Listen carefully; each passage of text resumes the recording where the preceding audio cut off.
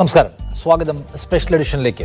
2 വർഷം നീണ്ട ദയാരഹിതമായ ആക്രമണങ്ങൾക്ക് ശേഷം വെടിനിർത്താം എന്ന തീരുമാനത്തിലേക്ക് എത്തിയിരിക്കുന്നു ഇസ്രയേൽ. ഇപ്പോൾ ഗസയിലെ മനുഷ്യർക്ക് സമാധാനം കൊടുക്കാൻ സന്നദ്ധമാണ് എന്ന വാചകം പറയുകയാണ് ഒരു ചർച്ചയിൽ അവർ. പക്ഷെ അതിന്റെ സാധ്യത എത്രയാണ് പൂർണ്ണ സ്വഭാവത്തിൽ നടപ്പിലാക്കാൻ, അല്ലെങ്കിൽ അത് ദീർഘദൂരം പോവാനുള്ള സാധ്യത എന്തുമാത്രമാണ് എന്ന ചോദ്യം ഇപ്പോഴും ലോകത്തിന് മുൻപിലുണ്ട്. 2 വർഷം പിന്നിടുമ്പോഴും ഇസ്രയേൽ പ്രഖ്യാപിച്ച നയങ്ങൾ, ലക്ഷ്യങ്ങൾ അവർക്ക് പൂർത്തീകരിക്കാൻ കഴിഞ്ഞിട്ടില്ല. ഹമാസ് എന്ന സംഘത്തെ പൂർണ്ണമായും ഇല്ലാതാക്കുക, ഹമാസിനെ നിരായുധീകരിക്കുക, ഗസയെ ഒരു ശവപ്പറമ്പാക്കുക, അല്ലെങ്കിൽ അതിനെ പൂർണ്ണമായും കൂട്ടിച്ചേർക്കുക. ഇതുപോലെയുള്ള ലക്ഷ്യങ്ങളൊന്നും പൂർത്തീകരിക്കുന്നതിന് മുൻപ് തന്നെ ഇസ്രയേലിന് ഒരു വെടിനിർത്തലിലേക്ക് പോവേണ്ടി വന്നു. ബന്ദികളെ നിങ്ങൾ തരുമ്പോൾ ഞങ്ങൾ പിടിച്ചു വച്ചിരിക്കുന്ന ബന്ദികളെ തിരികെ തരാം എന്ന കരാർ അംഗീകരിക്കേണ്ടി വന്നു.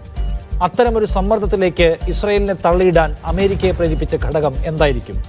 ലോകവേദികളിലെല്ലാം ഇസ്രയേൽ അനുഭവിക്കുന്ന വലിയ ഭ്രഷ്ടായിരിക്കുമോ ഇപ്പോഴത്തെ ഈ തീരുമാനത്തിന് പിന്നിൽ? അങ്ങനെയെങ്കിൽ കുറെ കാലം തോക്കെടുക്കാതെ ക്ഷമിച്ചിരിക്കാൻ ഇസ്രയേൽ നിർബന്ധിതമാകുമോ? അതോ ബന്ദി കൈമാറ്റം കഴിയുമ്പോൾ വീണ്ടും ആക്രമണത്തിന്റെ നൃശംസതയുടെ മാർഗം അവർ അവലംബിക്കുകയായിരിക്കുമോ ചെയ്യുക? 20 നിർദ്ദേശങ്ങളാണ് ഇസ്രയേലും അമേരിക്കയും ഇപ്പോൾ മുന്നോട്ട് വച്ചിരിക്കുന്നത്. അതിൽ 4 മാത്രമേ ഹമാസ് അംഗീകരിച്ചിട്ടുള്ളൂ. ബാക്കിയുള്ളവ അംഗീകരിക്കാൻ കഴിയാത്തതാണ് അവർക്ക്. എന്നു മാത്രവുമല്ല, അടിസ്ഥാന ആവശ്യമായ സ്വതന്ത്ര ഫലസ്തീൻ എന്നതിലേക്ക് ഈ ചർച്ചയുടെ സ്റ്റേക്ക് ഹോൾഡേഴ്സ് ആരും കടക്കുന്നില്ല എന്നത് പ്രത്യേകം ശ്രദ്ധിക്കണം. മിഡിൽ ഈസ്റ്റിലെ ഈ മേഖലയിലെ അശാന്തതയ്ക്കുള്ള പ്രധാന കാരണം സ്വതന്ത്ര ഫലസ്തീൻ എന്ന ആശയം അംഗീകരിക്കപ്പെടാത്തതാണ്. സ്വാതന്ത്ര്യം എന്ന അവിടുത്തെ മനുഷ്യരുടെ ആഗ്രഹം സഫലീകരിക്കപ്പെടാത്തതാണ്. അതിൽ തൊടാതെ ശാശ്വത സമാധാനം എങ്ങനെയാണ് സാധ്യമാവുക? വെടിനിർത്തൽ കരാറിലേക്ക് വന്നുവെങ്കിലും അതിപ്പോഴും പ്രാബല്യത്തിൽ വന്നിട്ടില്ല. ഇസ്രയേൽ ഇന്നും കൊന്നു 20-ലധികം പേരെ. അവരുടെ യുദ്ധ ക്യാബിനറ്റ് അംഗീകരിച്ചാൽ മാത്രമേ ഞങ്ങൾക്ക് മുന്നോട്ട് പോകാൻ കഴിയൂ എന്നാണ്. എന്ന് വെച്ചാൽ ലോകത്ത് ഇത്രയും അധികം രാജ്യങ്ങൾ ഇപ്പോഴും കാത്തിരിക്കുന്നു ഇസ്രയേലിൻ്റെ യുദ്ധ ക്യാബിനറ്റ് ഇത് അംഗീകരിക്കുന്നത് കാണാൻ. ഇതിൻ്റെ ഒരു ഭാവി എന്താണ്? സമാധാനത്തിൻ്റെ ഭാവി. ഇന്ന് ഗസയിൽ വലിയ ആഹ്ലാദ പ്രകടനങ്ങൾ കണ്ടു. അതിനെത്ര ആയുസ്സുണ്ടാവും? കഴിഞ്ഞ തവണ ഇതുപോലെ വെടിനിർത്തൽ പ്രഖ്യാപനത്തിലേക്ക് കാര്യങ്ങൾ എത്തുമ്പോൾ ആഹ്ലാദ പ്രകടനം നടത്തിയവർക്ക് മേലെയും ബോംബ് വന്നു വീണു. ഇത്തവണയും അത് ആവർത്തിക്കുമോ? വെടിനിർത്തിയാൽ തന്നെ അത് എത്ര ദിവസം, എത്ര ആഴ്ച ശാശ്വതമായിരിക്കുമോ സമാധാനം? ഈ വിഷയം സംസാരിക്കുകയാണ് ഇന്ന് സ്പെഷ്യൽ എഡിഷൻ. എന്നോടൊപ്പം ഈ ചർച്ചയിൽ മാധ്യമപ്രവർത്തനായ ശ്രീ താജ് ആലുവ, നയതന്ത്ര വിദഗ്ധനും മുൻ അംബാസഡറുമായ ശ്രീ ടി ശ്രീനിവാസൻ, വിദേശകാര്യ നിരീക്ഷകൻ ശ്രീ മോഹൻ വർഗീസ്, ഞങ്ങളുടെ Middle East news head MC Nasar എന്നിവരുണ്ട്. ആദ്യം MC, വെടിനിർത്തലിൻ്റെ ആദ്യഘട്ടം ധാരണയിലെത്തുമ്പോൾ എന്താണ് അതിൻ്റെ ഇമ്പാക്റ്റ്? എന്താണ് അതെവിടെയൊക്കെ റിസൾട്ട് കാണിക്കുന്നുണ്ട്? നിഷാദ്, ഇന്നിപ്പോൾ രാത്രി ചേരുന്ന ഇസ്രായേലിൻ്റെ സുരക്ഷാ മന്ത്രിസഭാ യോഗമാണ് ഇതിൽ ഇനി അടുത്തൊരു നിർണായകമായിട്ടുള്ളൊരു ഘട്ടം എന്നത്. കാരണം മിക്കവാറും നിലവിലുള്ളൊരു സാഹചര്യം അനുസരിച്ച് ചില മന്ത്രിമാർ ഈ ഒരു കരാറിനെതിരായിട്ട് വോട്ട് രേഖപ്പെടുത്തും. എങ്കിലും ഭൂരിപക്ഷത്തോടു കൂടി ഈ കരാറിന് ഒരു അംഗീകാരം ലഭിക്കുമെന്നൊരു പ്രതീക്ഷ തന്നെയാണ് ഉള്ളത്. ഇപ്പം നേരത്തെ തീവ്ര വലതുപക്ഷ മന്ത്രിമാരായിട്ടുള്ള ബെൻഗബറും അതോടൊപ്പം തന്നെ സ്മോട്രിക്കും ഒരുപക്ഷെ എതിർത്ത് വോട്ട് ചെയ്യാൻ സാധ്യതയുണ്ട്. പക്ഷേ ഇതൊക്കെ ആണെങ്കിലും കരാറിൻ്റെ ഏതെങ്കിലും അർത്ഥത്തിലുള്ളൊരു തിരിച്ചടിയായിട്ട് നിലവിലുള്ളൊരു സാഹചര്യത്തിൽ അത് മാറാൻ സാധ്യതയില്ല. പിന്നെ തുടർന്ന് ഇത് ഔദ്യോഗികമായിട്ട് ഇപ്പം മന്ത്രിസഭ അംഗീകരിക്കുന്നതോടുകൂടി 24 മണിക്കൂർ ആണ് ഈ വെടിനിർത്തലിൻ്റെ ഒരു സമയപരിധി. ആ 24 മണിക്കൂർ വെടിനിർത്തൽ തീരുന്ന മുറക്ക് പിന്നെയുള്ള 72 മണിക്കൂർ, അതായത് 3 ദിവസം, ആ 3 ദിവസത്തിനുള്ളിൽ തീർച്ചയായിട്ടും ഈ ബന്ദികളുടെ കൈമാറ്റം എന്ന ഒരു പ്രക്രിയയിലേക്ക് കാര്യങ്ങൾ നീങ്ങും. ഹമാസിന്റെ ഭാഗത്തുനിന്ന് അവർ ചില ആശങ്കകൾ, സന്ദേഹങ്ങൾ ഇപ്പോൾ തന്നെ പ്രകടിപ്പിച്ചിട്ടുണ്ട്. മധ്യസ്ഥ രാജ്യങ്ങളെ അത് അറിയിച്ചിട്ടുണ്ട്. കാരണം ഈ സമയത്തിൻ്റെ കാര്യത്തിൽ, അതോടൊപ്പം തന്നെ വിട്ടയക്കുന്ന തടവുകാരുടെ കാര്യത്തിൽ, ഈ സൈനിക പിന്മാറ്റം നടക്കുന്ന ആ സ്ഥലത്തിൻ്റെ കാര്യത്തിലൊക്കെയും ചില അട്ടിമറികൾ നടത്താൻ സാധ്യതയുണ്ട് ഇസ്രായേൽ.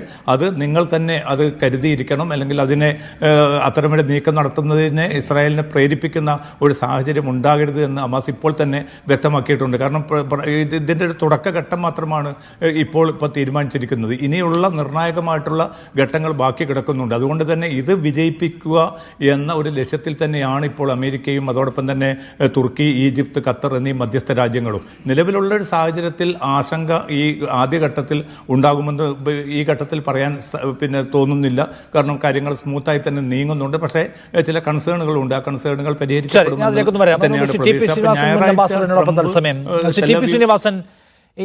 ഈ കരാർ അത് ആരോഗ്യകരമായി സാധ്യമാകുന്നു, അത് മെയിൻറ്റെയിൻ ചെയ്യപ്പെടുന്നു എന്നുറപ്പാക്കാൻ അമേരിക്കയ്ക്ക് എത്ര ബാധ്യതയുണ്ട്? അവരതിനകത്ത് എന്തുമാത്രം വിജിലൻ്റ് ആയിരിക്കുമെന്നാണ് താങ്കൾക്ക് തോന്നുന്നത്?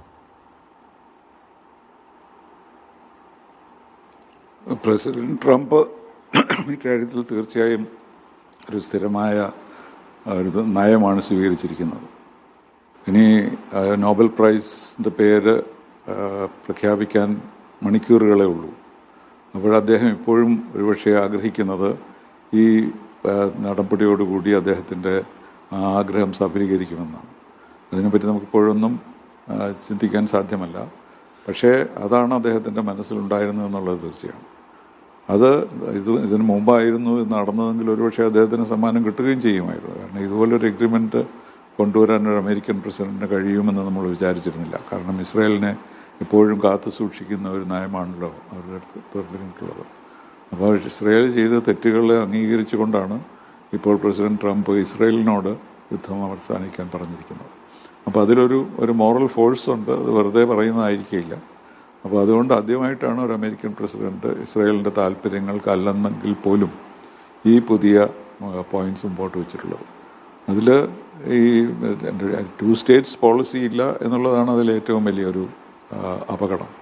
കാരണം എന്തൊക്കെ സമാധാനം സ്ഥാപിച്ചാലും 2 രാജ്യങ്ങൾ, അതായത് ഇസ്രായേലും പാലസ്റ്റൈനും അധികാരത്തിൽ വന്നില്ലെങ്കിൽ ഈ സമാധാന സാധ്യതകൾ വളരെ കുറയുമായിരിക്കും. പക്ഷേ എന്നാലും തൽക്കാലം ഹോസ്റ്റേജസിനെ വിടുന്നു, അതുപോലെ സീസ് ഫയർ വരുന്നു എന്നുള്ളത് ലോകത്തിനെല്ലാം സമാധാനം നൽകുന്നതാണ്. ലോക നേതാക്കളിൽ ഒരാൾ പോലും ഇതിനോട് അഭിപ്രായ വ്യത്യാസം പ്രകടിപ്പിച്ചിട്ടില്ല.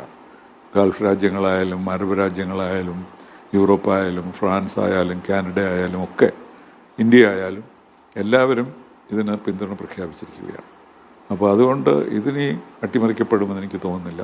പക്ഷേ അതിന് ശേഷമുള്ള പ്രവർത്തനങ്ങൾ, ശേഷമുള്ള ചർച്ചകൾ, ആരാണ് അധികാരത്തിൽ വരുന്നത്, ആരാണ് പീസ് മേക്കിംഗ് നടത്തുക, ഇതൊക്കെയുള്ള വളരെ പ്രധാനമായ ഒരു കാര്യങ്ങൾ. അതുപോലെ ഐക്യരാഷ്ട്ര സംഘടനയ്ക്ക് എന്തെങ്കിലും റോൾ ഉണ്ടായിരിക്കുമോ, ഇതെല്ലാം ചർച്ച ചെയ്ത് തീരുമാനിക്കേണ്ടതാണ്.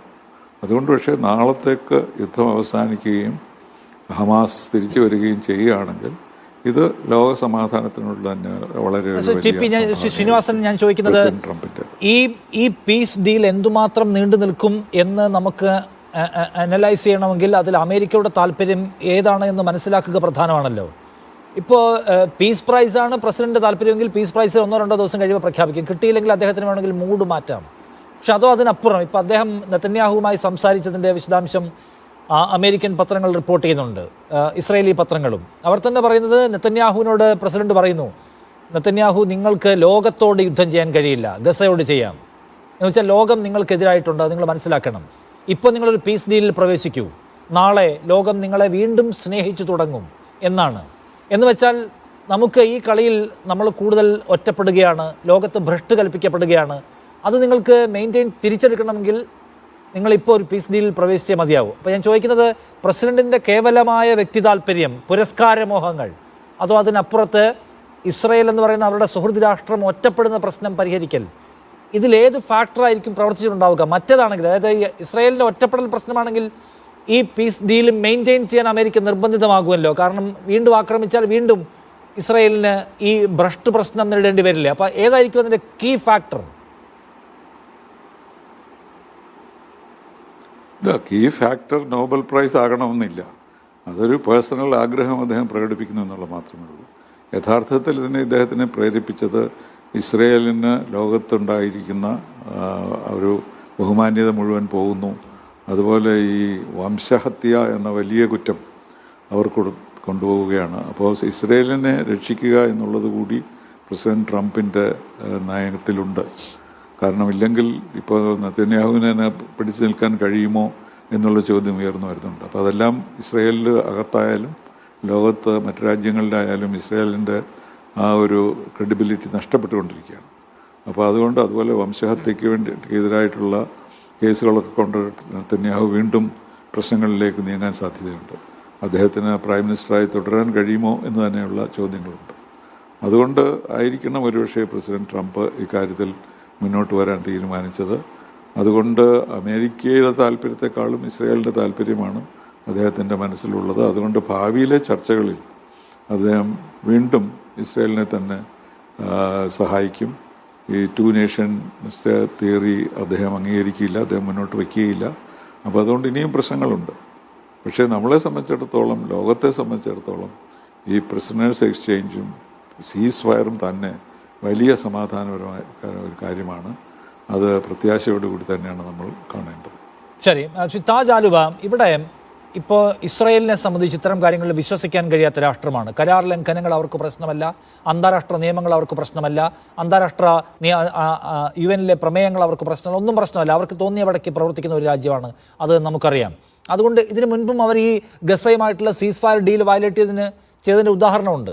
പക്ഷേ ഇത്തവണത്തെ സാഹചര്യം വിഭിന്നമാണോ? അംബാസഡർ ചൂണ്ടിക്കാണിക്കുന്നത് കേൾക്കൂ. അദ്ദേഹം പറയുകയാണ്, ഈ യുദ്ധവിരാമത്തിലേക്ക് ഇപ്പോൾ പോകാൻ അവരെ നിർബന്ധിതമാക്കുന്ന ഘടകം ചരിത്രത്തിലെങ്ങുമില്ലാത്ത വിധം ഇസ്രായേൽ ലോകത്തൊറ്റപ്പെടുന്നു എന്ന പ്രശ്നമാണ്. ആ പ്രശ്നം അവർക്ക് പരിഹരിക്കേണ്ടതുണ്ട്. അതുകൊണ്ട് വേഗത്തിൽ ഒരു വെടിനിർത്തൽ കരാർ ലംഘനത്തിലേക്ക് പോകാൻ ഇനിയും തോന്നുംപടി ബോംബിടാൻ ഇസ്രായേലിന് പ്രയാസമായിരിക്കും. ഈ പീസ് ഡീൽ കുറച്ച് സമയം മെയിൻറ്റെയിൻ ചെയ്യാൻ നിർബന്ധിതമാക്കുന്ന രാഷ്ട്രീയ സാഹചര്യം അവരുടെ മുമ്പിലുണ്ട്. അതുകൊണ്ട് ഗസക്കാർക്ക് കുറച്ചു കാലം സമാധാനം പ്രതീക്ഷിക്കാം എന്ന് കാണുന്നുണ്ടോ? അതായത് ഇസ്രായേലിന്റെ ഇതപര്യന്തമുള്ള ചരിത്രം, നെതന്യാഹുവിന്റെ നടപടിക്രമങ്ങളുടെ മുൻകാല റെക്കോർഡ്, അതൊക്കെ പരിശോധിച്ചാൽ നമുക്ക് എപ്പോഴും ഇവിടെ ഒരു പെസിമിസ്റ്റ് ആവാനാണ് നമ്മൾ മുൻഗണന കൊടുക്കുക. ഒരു കാര്യം, ഇതിനു മുമ്പ് നടത്തിയ വെടിനിർത്തൽ കരാറുകളുടെയൊക്കെ തുടക്കം, അതിന്റെ ലംഘനങ്ങളുടെ തുടക്കം നെതന്യാഹുവിൽ നിന്ന് തന്നെയായിരുന്നു. പക്ഷെ ഇത്തവണ ചെറിയ കാര്യങ്ങളിൽ വ്യത്യാസമുള്ളത്, ട്രംപിന്റെ പക്കൽ നിന്ന് വളരെ വ്യക്തമായ ഒരു ഉറപ്പ്, പ്രത്യേകിച്ച് മധ്യസ്ഥ രാജ്യങ്ങളായിട്ടുള്ള ഖത്തറും ഈജിപ്തും തുർക്കിയും, അവര് വളരെ ശക്തമായിട്ടുള്ള ഒരു ഉറപ്പ് ഇതിനകത്ത് വാങ്ങിയിട്ടുണ്ട് എന്നുള്ളതാണ്. കാരണം ഹമാസിനെ സംബന്ധിച്ചിടത്തോളം അവരുടെ കയ്യിലുള്ള അവർക്ക് കിട്ടുന്ന ഏക ലിവറേജ് എന്ന് പറയുന്നത് ഈ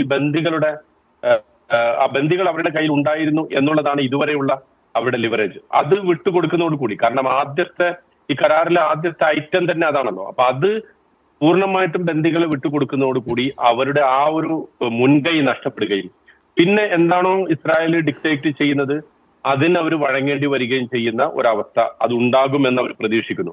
അതുകൊണ്ട് തന്നെ വളരെ വ്യക്തമായ ഉറപ്പുകൾ നെതന്യാഹുവിന്റെ പക്കൽ നിന്ന് അയാളെ പ്രേരിപ്പിക്കണം എന്ന അർത്ഥത്തിൽ പ്രസിഡന്റ് ട്രംപിനോട് വളരെ വ്യക്തമായ ഉറപ്പ് വാങ്ങിയിട്ടുണ്ട്. പക്ഷെ ഇവിടെ നമ്മൾ മനസ്സിലാക്കണം, ഇനിയിപ്പോ അഥവാ നെതന്യാഹു ഈ ഉറപ്പനുസരിച്ച് വെടിനിർത്തൽ കുറച്ച് മുന്നോട്ട് കൊണ്ടുപോയാലും അധികം താമസിയാതെ ഗസയെ വീണ്ടും ആക്രമിക്കാൻ യാതൊരു മടിയുമില്ലാത്ത ആളാണ്. അങ്ങനെ ഇസ്രായേലിന്റെ ചരിത്രം തന്നെ അതാണ്. ഇസ്രായേൽ പ്രൈം മിനിസ്റ്റർ നെതന്യാഹുവിന്റെ മാത്രമല്ല, ഇപ്പൊ നമ്മൾ നോക്കൂ, 2006 ഗസയിൽ ഉപരോധം ഏർപ്പെടുത്തിയതിനു ശേഷം ചുരുങ്ങിയത് 8 തവണ ഈ ഇത്തരത്തിലുള്ള വെടിനിർത്തലൊക്കെ ഉണ്ടായിരിക്കെ തന്നെ മൂവിങ് ദ ലോൺ, പുൽത്തകിടി ശരിയാക്കുക എന്നുള്ള ഒരു പ്രത്യേക പ്രയോഗം തന്നെ ഇസ്രായേലി പ്രൈം മിനിസ്റ്റേഴ്സ് കൊണ്ടുവന്ന് നടന്നിരുന്നു. അതിൽ ഓപ്പറേഷൻ കാസ്റ്റ് ലീഡ്, പിന്നെ ഓപ്പറേഷൻ പ്രൊട്ടക്റ്റീവ് എഡ്ജ് എന്നൊക്കെ പറഞ്ഞിട്ട് പല രൂപത്തിൽ 2008, 2012, 2014, 2016 തന്നെ ഇടക്കിടക്ക് ഗസയിൽ പോവുക, അവിടെ കുറെ ബോംബിട്ട് തകർക്കുക, കുഞ്ഞുങ്ങളെ കൊല്ലുക, പിന്നെ സ്ത്രീകളും കുട്ടികളും വയോധികരും അടക്കമുള്ള ആളുകളെ ബോംബിട്ട് തകർക്കുക, വളരെ ഇൻഡിസ്ക്രിമിനേറ്റ് ആയിട്ട്. അതിൻ്റെ അകത്ത് പിന്നെ ഹമാസിന്റെ ആളുകളാണോ, അത് നിരപരാധികളായ സിവിലിയൻസ് ആണോ, ഈ ഒരു വ്യത്യാസമില്ലാതെ തുടർച്ചയായിട്ട് കഴിഞ്ഞ 20 വർഷം ഇടയ്ക്കിടയ്ക്ക് ഇങ്ങനത്തെ പ്രശ്നങ്ങളൊന്നും ഇല്ലാത്തൊരവസ്ഥയിൽ പോലും ഇസ്രായേൽ നടത്തിയിട്ടുണ്ട്. വെസ്റ്റ് ബാങ്കിലേക്ക് നോക്കൂ, വെസ്റ്റ് ബാങ്കിലും അത് തന്നെയാണ് ചെയ്തുകൊണ്ടിരിക്കുന്നത്. ഈ പറഞ്ഞ തുഫാൻ അൽ അക്സയുടെ ഒക്ടോബർ 7 ഒന്നും ബാധിക്കാത്തൊരു, നമ്മൾ നോക്കുകയാണെങ്കിൽ അങ്ങനെയാണല്ലോ വെസ്റ്റ് ബാങ്ക് ഉണ്ടാവേണ്ടത്. പക്ഷെ അവിടെയും ജനീൻ അഭയാർത്ഥി ക്യാമ്പിലും അതുപോലെ തന്നെ ഹെബ്രോണിലും മറ്റ് വെസ്റ്റ് ബാങ്കിന്റെ പല പ്രദേശങ്ങളിലും ഇടയ്ക്കിടക്ക് പിന്നെ റെയ്ഡ് നടത്തുക, ആളുകളെ പിടിച്ചുകൊണ്ടുപോയി. ഇപ്പൊ ഈ കരാർ പ്രഖ്യാപിക്കുന്നതിന്റെ തൊട്ട് ഉടനെയുള്ള ദിവസങ്ങളിൽ ധാരാളമായിട്ട് ഫലസ്തീനികളെ പിടിച്ചുകൊണ്ടുപോയി തടവുകാരാക്കിയിട്ടുണ്ട്. അപ്പോ ഈ ഒരു വെടിനിർത്തൽ കരാർ എന്ന് പറയുമ്പോൾ ശാശ്വതമായ ഒരു വെടിനിർത്തൽ ആരും പ്രതീക്ഷിക്കുന്നില്ല. പക്ഷേ വ്യത്യാസം ഉണ്ടാകാൻ പോകുന്നത് നിരന്തരമായിട്ടുള്ള ഈ ബോംബ് വർഷം. ഇന്നിപ്പോ ഫലസ്തീനികളുടെ മുഖത്ത് നമുക്ക് വായിച്ചെടുക്കാൻ സാധിക്കുന്ന അതാണ്. ഗസയിൽ തുടർച്ചയായിട്ട് കഴിഞ്ഞ 2 വർഷം വെടിനിർത്തലിന്റെ അല്ലെങ്കിൽ ബോംബുകളുടെ വർഷം, ആ ശബ്ദമില്ലാത്ത ഒരു ദിവസം അവർക്ക് കഴിഞ്ഞു പോയിട്ടില്ല. അതിൽ നിന്ന് ഒരു ചെറിയ മോചനം, താൽക്കാലികമായൊരു മോചനം ലഭിക്കുന്നു. ബന്ദികളെ വിട്ടുകൊടുക്കുന്നതോടുകൂടി ഹമാസിന്റെ കയ്യിലുള്ള തുറുപ്പുചീട്ട് അവർ നഷ്ടപ്പെടുത്തുന്നതോടുകൂടി പരിപൂർണമായും ഇസ്രായേലിന് ഏത് സന്ദർഭത്തിലും ആക്രമിക്കാൻ പറ്റുന്ന ഒരു പരുവത്തിൽ, അല്ലെങ്കിൽ അവർ ഉദ്ദേശിക്കുമ്പോഴൊക്കെ ഇപ്പൊ ഈ കരാറിന്റെ വ്യവസ്ഥകൾ, ഹമാസിന്റെ നിരായുധീകരണം, അതുപോലെ ഡീറാഡിക്കലൈസേഷൻ, ഇതൊക്കെ വ്യവസ്ഥകളാണ്. ഈ വ്യവസ്ഥകളെ എങ്ങനെ പാലിക്കും? നിരായുധീകരണത്തെക്കുറിച്ച് അവസാനത്തെ ആയുധവും ഹമാസ് കൊടുത്തു കഴിഞ്ഞോ? അത് ഏൽപ്പിച്ചു കഴിഞ്ഞോ? അല്ലെങ്കിൽ ഈ ഡീറാഡിക്കലൈസേഷൻ എന്ന് പറയുമ്പോൾ അവരെ എങ്ങനെ ഡീറാഡിക്കലൈസ് ചെയ്യുന്നതിന്റെ മാനദണ്ഡം എന്താണ്? ഇതൊക്കെ കരാറിലെ വെയ്ഗ് ഐറ്റങ്ങളാണ്. എന്ന് പറഞ്ഞാൽ ഒരിക്കലും കൃത്യമായ ഒരു മാനദണ്ഡം വെച്ച് അളന്ന് തിട്ടപ്പെടുത്തി പാലിച്ചോ ഇല്ലേ എന്ന് സാധിക്കാതെ നമുക്ക് മനസ്സിലാക്കാൻ കഴിയാത്ത സംഗതികളാണ്. അത് തന്നെ മതിയാകും ഇസ്രായേലിന് വീണ്ടും ഗസയിലേക്ക് തിരിച്ചു കയറാനും ആക്രമണങ്ങൾ തുടരാനും ഒക്കെയുള്ള ന്യായമായിട്ട് അത് തന്നെ മതിയാകും. ഈ മധ്യസ്ഥ ശ്രമങ്ങൾ നടത്തുന്ന രാജ്യങ്ങൾക്ക് കേവലമായിട്ടുള്ള ഇത്തരം ഉറപ്പുകൾ വാങ്ങിക്കാൻ സാധിക്കും എന്നത് ഒഴിച്ചു നിർത്തിയാൽ ഇതിന്റെ ഇടയ്ക്കിടയ്ക്കുള്ള ഇത്തരം അക്രമങ്ങളെ ചെറുക്കാൻ അവർക്ക് പോലും സാധിക്കില്ല.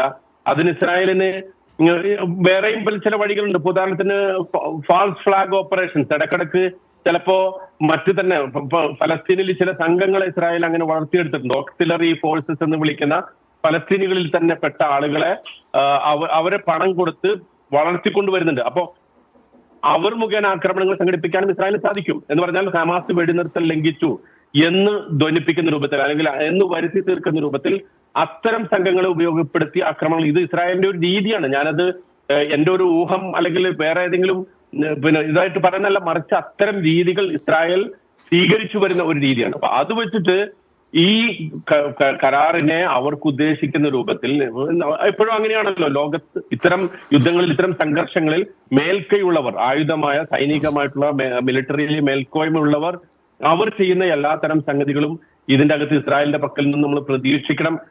അത് തുടർച്ചയായിട്ടും, പ്രത്യേകിച്ച് ഇപ്പോ തീവ്ര വലതുപക്ഷം സ്മോട്രിച്ചിനെ പോലുള്ള, ബെൻഗവീറിനെ പോലുള്ള ആളുകൾ ഈ കരാറിനെ എതിർക്കുകയും ഇതിലെ ഓരോ സംഗതികളിലും ഞങ്ങൾക്ക് അനുകൂലമായി വോട്ട് ചെയ്യാൻ സാധിക്കില്ല എന്ന് ആവർത്തിച്ച് പറഞ്ഞുകൊണ്ടിരിക്കുകയും ചെയ്യുന്ന സന്ദർഭത്തിൽ അവരെ തൃപ്തിപ്പെടുത്താനും അതുകൂടി ഇതിനകത്ത് മനസ്സിലാക്കണം. വേറൊന്ന്, നെതന്യാഹുവിന്റെ പൊളിറ്റിക്കൽ കരിയർ ഈ വെടിനിർത്തൽ പ്രാബല്യത്തിൽ വരുന്നതോടുകൂടി, യുദ്ധം അവസാനിക്കുന്നതോടുകൂടി നെതന്യാഹുവിന് മറ്റ് ഒരുപാട് തിക്ത യാഥാർത്ഥ്യങ്ങളെ നേരിടേണ്ടി വരും. കോടതി വിചാരണ കിടക്കുന്നുണ്ട്, അതുപോലെ തന്നെ മറ്റ് കറപ്ഷൻ, അഴിമതി സ്കാൻഡൽ പോലുള്ള സംഗതികൾ കിടപ്പുണ്ട്. അപ്പോ അത്തരം സംഗതികളൊക്കെ പെട്ടെന്ന് പറഞ്ഞു. ഇപ്പൊ പ്രതിപക്ഷ നേതാവ് അദ്ദേഹം ചോദിച്ചു കഴിഞ്ഞു, എവിടെയാണ് കരാറിന്റെ വിവിധ വിശദാംശങ്ങൾ പുറത്തുവിടണം, അതുപോലെ ഒക്ടോബർ 7 ശേഷമുള്ള ഇസ്രായേൽ സ്വീകരിച്ച നടപടികളെ കുറിച്ചുള്ള വിശദാംശങ്ങൾ, ഇസ്രായേൽ ഇന്റലിജൻസിന്റെ പരാജയങ്ങൾ പുറത്തുവിടണം.